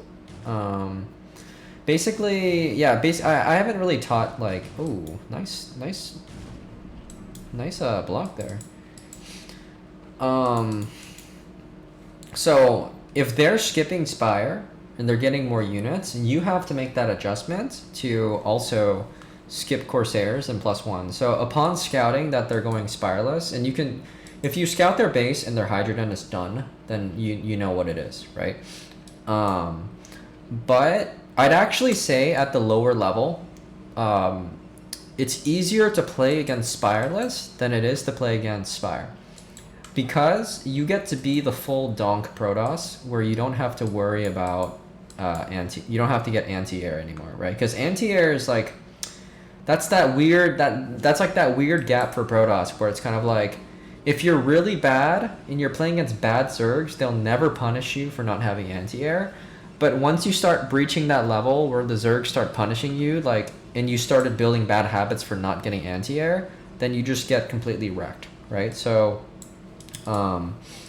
basically, like, you want to basically what I'm trying to say is, like, if they don't go Spire, then you cancel +1 air, you cancel your Corsairs, and you just keep scouting around in a square to see, like, if they ever add a Spire. And if they never add a Spire, you never make any more Corsairs, or you don't make a Dark Archon. So in that case, you just move on with your build. Your build is pushed up because you no longer have to invest all those resources in Corsairs and +1 air. Therefore, you're going to have a lot more units, right? So I don't like to go for Zealot High Templar timing against that, because they have much faster lurkers and they have much faster stuff. So I just like to bank up to like a really fast observatory, really fast 8 gates, and just move out. So it's super strong. You can trade well if you have goons and High Templars. You just brawl really fast. So it's the same thing, except you just cancel your Corsairs and your +1, and then you just move your entire build up. You should be wary if they have their Hydra upgrades. They have a lot of Hydras and they're coming to you, then they might come and bust you. So make sure you don't die to the cannon. But a lot of times they actually don't. Oh, nice micro there. Damn! I like what I see. Alright, 730, got +1. Alright, almost 5. 6 Zealots, that's okay. Okay, 7 Zealots, 5 Corsairs. Alright, let's go. Uh-oh. I'd love to see a second cannon, because it's like the second cannon does hedge against like all-ins and run-bys and stuff, but... Okay, this is dangerous, yeah. Cannon! Oh my god. Yeah, so that's why we need the second cannon up already there, because I think we might just die. Do we? I think we have to go. This is pre-8:30. Oh, this might be nasty. I think he can go in, but he doesn't have range yet either. Range might be done like right about now. I think it's over. Okay. Maybe it's not over. Yeah, okay. I think we botched the micro a little. Oh, I love the Corsair counter, dude. Punish this freaking Zerg, man. Dude, Zerg cannot. Oh baby, this is the Protoss counter, man. You can't let Zerg do this to you and not bring their overlords and drone like. I like what he's trying to do, right? Because he's like making the Zerg scared. I mean the Protoss scared while he's droning behind. So he's still like in a great position. But I love the way that Yenta's kind of punishing this. I think because of the push, his like gateways are a little bit late, but that's okay. But these Corsairs are definitely going to work. I like what I see with the Dark Templars. See if we can do some Bisu business here.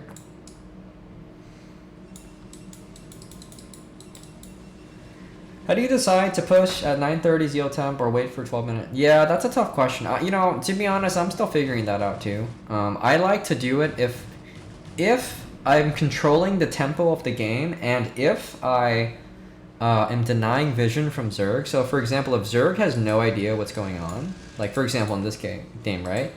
Zerg has no clue where the army is, right? So like in these kinds of games, I like to like carry my Zealot High Templar. But usually I do it if I'm like controlling the pace of the game. And if it's kind of like closer positions. I don't like doing it on cross spawns, but you could. Because it's just risky versus a good Zerg who's like always having like those guerrilla tactics around. It's just really hard. But it looks like we're short on High Templars here, so a little bit behind. But alright, we got the lurkers. I think we got the we're droning a little bit, right? So the drones are, dude, he's got like 50 drones. Pretty crazy. Make that fourth base, I like it. But yeah, I guess like when in doubt, maybe just you know, be careful. Oh, I like that. Oh, okay, forced to cancel. Yeah, when in doubt, just like wait, because it's hard to pull off the Zealot High Templar push. But at the same time, it might be good at a lower level, because like lower level Zergs might not be like sniping your High Templar as much. So I would just kind of experiment. You know what I mean? I feel like there's not a definitive answer I can give you other than just by feel. Like when you feel like you can like do it. Like some other telltale signs is if you think their like tech is going to be late because you've been keeping them busy, if they don't have lurkers, if you're scouting with your Corsairs and are making a lot of drones, then yes, that's like a screaming let's go. But if they're like if they're kind of doing a otherwise normal build, maybe it's just better to just wait. Actually, I think that might be the right answer. I think I just answered my own question. Yeah, if they're literally sitting there and making drones instead of hydras, then you should go punish it. But if you're making an adequate number of hydras, then yeah, maybe not. All right, dude. So he's, oh my god.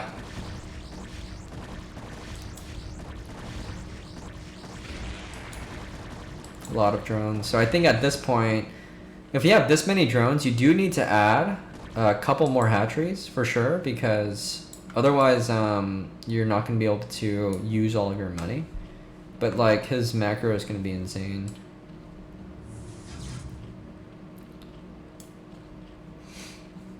Oh, he did? Oh my god. No, not on purpose.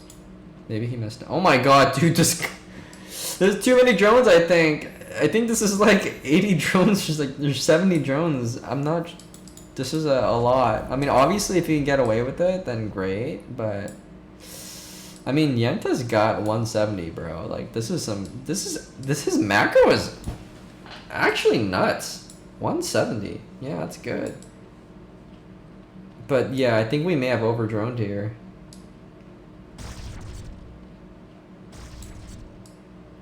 Oh my god, we have a shuttle? Is this Bisu? Oh my god. Oh my god, dude. Holy crap. What a play. What a play, dude. Dude, is this Yenta guy a Protoss player, or this is like, is this Yenta or is this Quark, dude? It's like Quark to me. This is absolutely nuts. Yeah, I think Albert just overdroned a little bit here.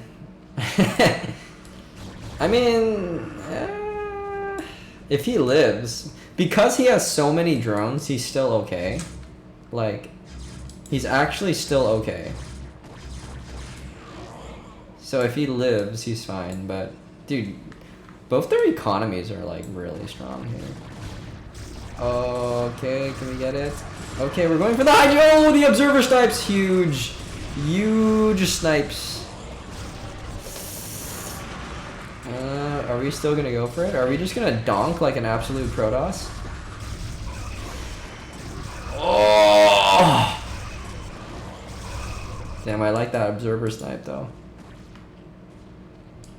Oh baby, look at this Protoss though. Oh man. Yeah, but we're gonna lose that third base. No more storm though.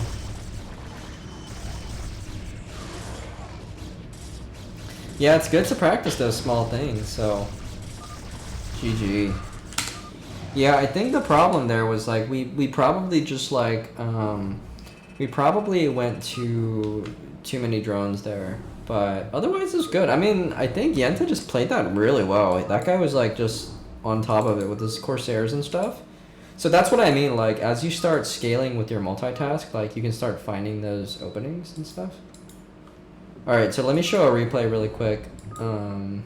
Now, this is Revolver, which is not the same thing, but I think Striker did the, like the Spireless 5-hatch, because then asked this question. Oh, you killed your own hydrogen. That was pretty good, though. It was pretty good. It's just, yeah, Yenta's plays were good. He had 170. Macro was on fire, dude. But you could have won it with your early Hydras, I think. I think maybe you stutter stepped or something. So, alright, let's just view it from the Protoss angle. So this is just like a quick lesson on like if you're playing a Zerg that goes Spireless instead of Spire. So I believe that I go for like the standard plays. I think I go for 1-1 here.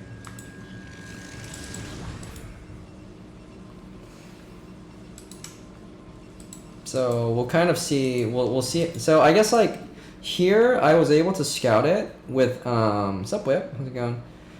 I was able to scout it with my probe, which was nice. Oh, this is actually 4-hatch layer. No, wait, this is the same build. Wait, no it's not. Oh, it is the build. Yeah, this is still the build. This is the Spireless build, yeah. Yeah, it is. Yeah, it's Spireless. So I guess I saw it already. So because I saw it, notice that the second I saw it, I cancel my +1 air weapons. And then I just like immediately go into... Okay, I think I did two things here. You cancel your second Corsair. Wait, did I make... Where's my Corsair? Oh, I didn't make it yet. Okay. Oh, okay, okay, well I guess I already saw it. But notice that like I go Citadel right away and I throw up gateways. Because I don't make any more Corsairs beyond 1. And because I don't make my +1 air weapons, I'm now able to like pump up my macro a lot sooner, right? Because he's not, there's no zero threat of mutas, right?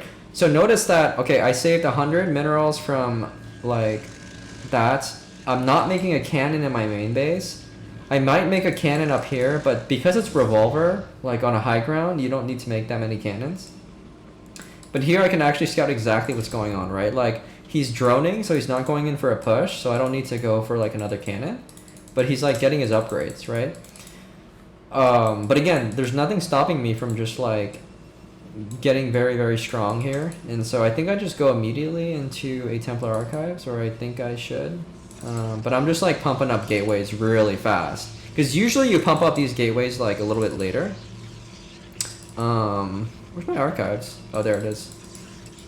There it is, okay. So I got archives at the same time. So you could probably get the archives sooner, but I wanted to get my gateways faster because I wanted to have like a lot more units. But I'm also pushing out with Zealots here because you still want to like, I guess like, you don't expect to do damage against like the Hydras, but you still want to apply that pressure and make them nervous. And then you could also like pick off Hydras like around here. So again, it's always important to like try to find damage that you can because you possess really fast units, right? So if you run into Hydras, you just walk away. But otherwise, if they're out of position, you kill it, right? So like, it's important to at least try to do damage. You see how I'm like trying to do damage here? And I do something. I pick off, I guess I'm like stuck by that stupid drone, but notice like they can't consolidate without reinforcing. So sometimes you can kind of get like the reinforcements behind and you're just looking for damage, anything that you can, right? And behind this, 6 gateways, Templar upgrades, 42 probes, right? And now I'm just moving into 8 gates ASAP, and it's 7:30, and I already have 6 gateways up. So my macro engine's going crazy. He's defended pretty well there. But then you also just, again, you want to continue to scout around here to make sure you know what's going on. So you see, I think I like come back. He like makes a hatchet right in my face. Take it off, right? Like, those are the kind of damages that you're looking for, right? And that was worth it. I didn't lose a single zealot to like do that. But you can never find that damage if you never try, right? So like, I can just waltz away. And you see how my Corsair's constantly scouting? Like, and you can literally scout in a square over and over and over and over and over again. Like, just put it on like shift command and just periodically scout to see if there's a spire. If there's no spire, then you're good. If there is a spire, you should go Dark Archon, or you just start making more Corsairs. Right, so I'm just constantly like trying to find areas to punish, and then I'm also gonna try to snipe a 4th base if they try to get it early, right? Because we know that Zerg likes to get the 4th base like as early as 8 minutes, maybe 9 minutes, but usually before 10 minutes. If they get a 8-minute 4th base, they can't defend all 3 bases at once while droning at the same time. Otherwise, it's super greedy, right? So you have to punish that. So I'm already at 8 gateways. I believe my robotics should be on the way. I guess I make a second forge here. Okay, I do go for a second forge for 2-1 because, like, again, I have a lot of money. Making my cybernetics core already. And I made a robotics super early at, like, 8 minutes, which is pretty good because, like, you can anticipate that they're going to have sooner Lurker. So look how fast his Lurker is. It's almost done at, like, 8:30, right? And so I see he's not like intending to attack, and then you want to scout to see if there's a 4th base, and I'm just pumping up with my macro. He tries to make it, I deny it, right? Which is really nice. And this is the power of the speed zealots. Now I understand doing these moves are kind of hard, but these are what you ultimately should do. And again, I deny this 4th base, right? And I lose 1 zealot. So I've denied 2 hatcheries for the cost of 1 zealot. And already I'm going into a observatory, and I'm making dragoons here. So I've got my 4 High Templar. I checked that off on my metrics box, right? Check it off. We want to get goons, and because I know he wants the drone, because he's taking a 4th base, he's not going 3 base all in here. The second my overlord, my observers are out, I want to go push ASAP. And I already have my goon range is about to finish. I start posting out, make sure that I'm not getting smacked by any like guerrilla units. So I'm just trying to make sure that like my High Templar is a little bit behind. 8 gateway production. I cut probes right at 44. 2 double upgrades on the way. And see if I can get any damage done. So again, the 1 Corsair is just showing a lot of things. Like I can assess to see his unit movement. I can see like, okay, he's guarding this ramp over here. It's a little bit defended. He's aware.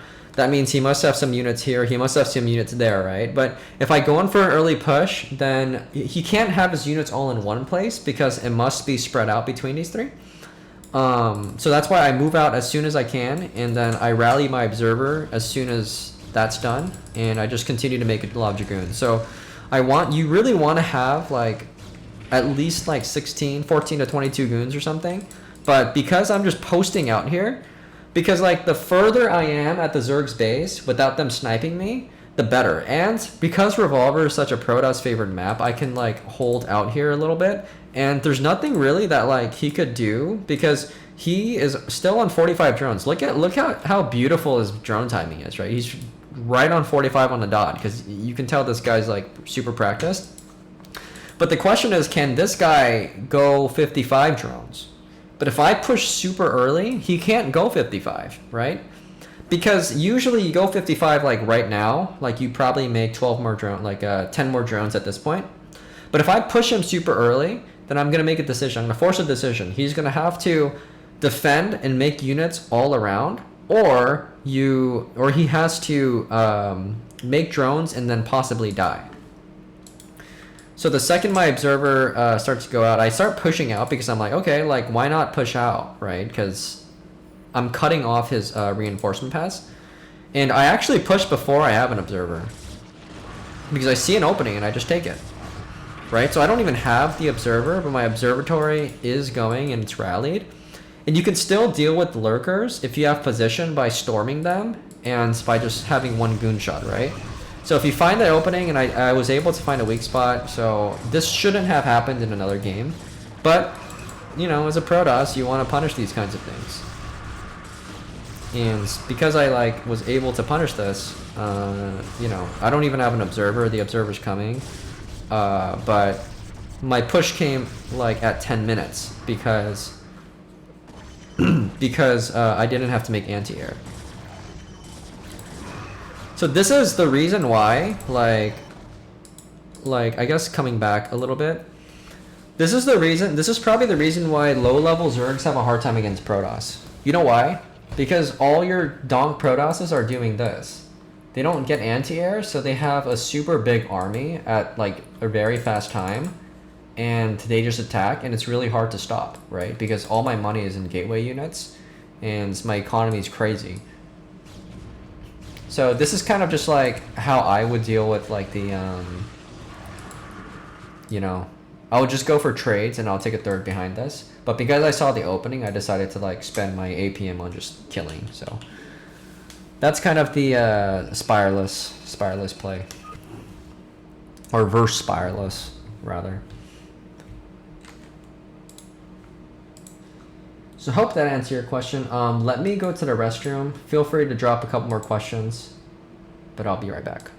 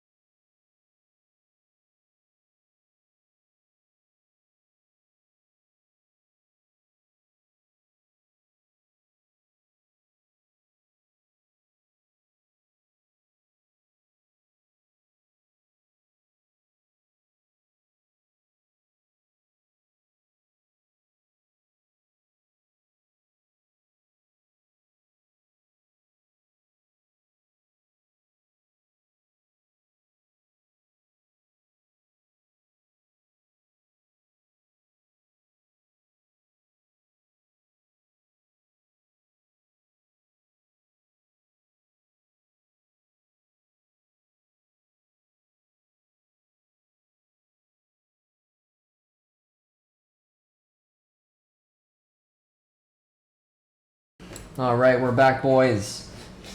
All right, I think that's probably most of it for the dojo. But we'll still take questions and still chill for a little. Maybe we can play some more, but let's see. So is 3 zeal or 5 zeal push based off situations? What do you mean 3 zeal or 5 zeal push? You mean like in the beginning? I think you should I think it's really just to put pressure on the Zerg, like to pick off the Ling in front and deny vision. It's just an APM battle. Like if you're able to pick off their Ling while they're not looking, then it's good. And then you could maybe swing some stray zealots around, or maybe not. But it's always nice to do that. So usually 3 zealots, it's just, if you can, it's kind of just like, you should probably be scouting with your probe to see what's going on. If you're pushing out 3 zealots, that means that like maybe they're snoozing, maybe they only have like 4 lings instead of like 6. So you're forcing some more lings. I would just say like you should either scout before you move out with 3 zealots. And then for 5 zealots, that's a specific push. Like that's that's right in between their Scourge and Hydras. So you kind of force a decision. I like the 5 zealot push, but you should probably go for a Templar open if you're going for the 5 zealot push, because if you throw away your first 5 zealots, then you don't have a push. So there's no use in like optimizing for like a speed zealot opener. So you can just go 5 zealots and then go straight into Templar without leg speed, and then just defend and then wait for your next push, because that 5 zealot push before like their Hydra production starts kicking in it's pretty deadly. So it's pretty good. All right.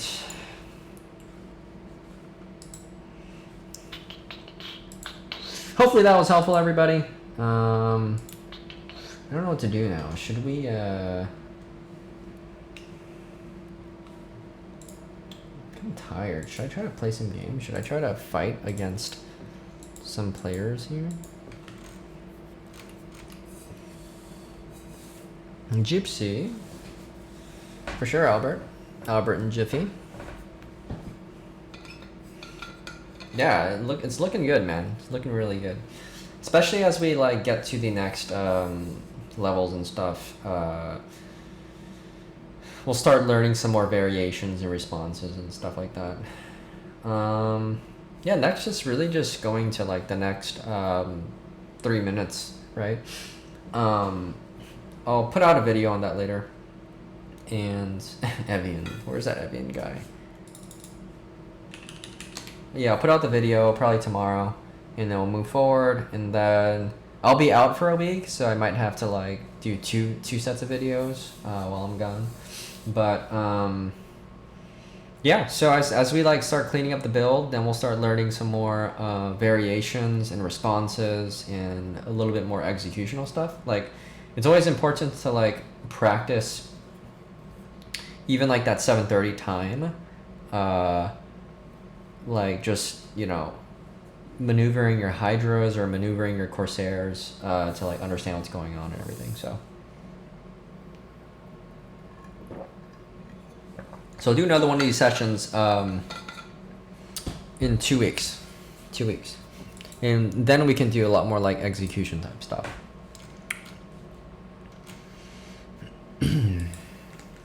Damn, that flew by. That was 2 hours already? What? Holy crap. What do you guys think about the BSL groups?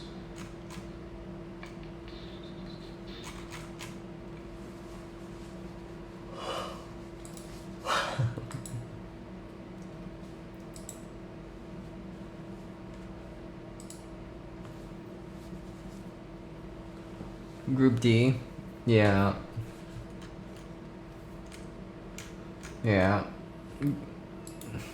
Group A is, at least from the perspective of NA, looks pretty good. We got Cross and Hawk there, and then well, we got Bonneth, obviously, which is obviously difficult to beat, but you know, it's PvZ. So, all right, peace out, Albert. And then there's Tech.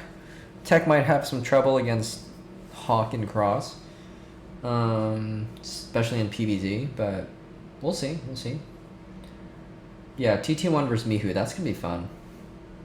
Mihu plays super aggressive too, so but TT1 is also super sharp on like his build order. So sloppy. Yeah. Yeah.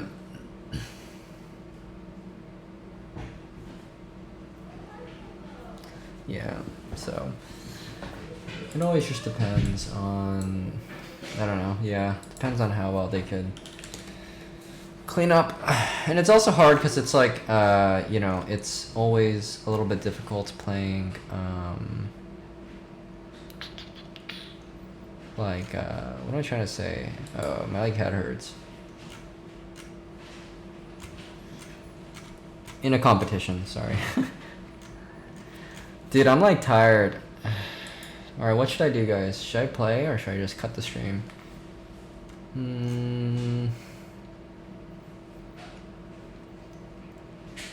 I could play and try to get like reinvigorated by like getting invested in the game, but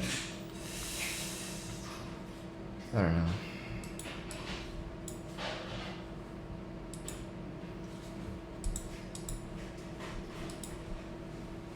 left the sub. Hey, thanks, Deltos. Really appreciate that. My notifications are Twitch alerts are like not working very well. Let me test it. Am I able to test it? Oh, there we go. All right, fix it. Let's see who else is streaming. Let's see if there's anyone else streaming. Nah, that's fine. Don't worry about it, man. Appreciate the follow. The big Tosis. Yeah, I might. Yeah, I might call it a day. I might play a little bit later. But we'll see. I'm kind of tired, so I might take a bit of a break or a nap or eat or something. So, again, thanks for tuning in. Appreciate it. And yeah, hopefully we'll have some more JY Dojo sessions 2 weeks from now. And again, if you want to follow along on your own time, feel free to watch the series on YouTube. Feel free to join the Discord, ask questions and whatnot. And yeah, get some good folks on. So, all right, peace out, guys.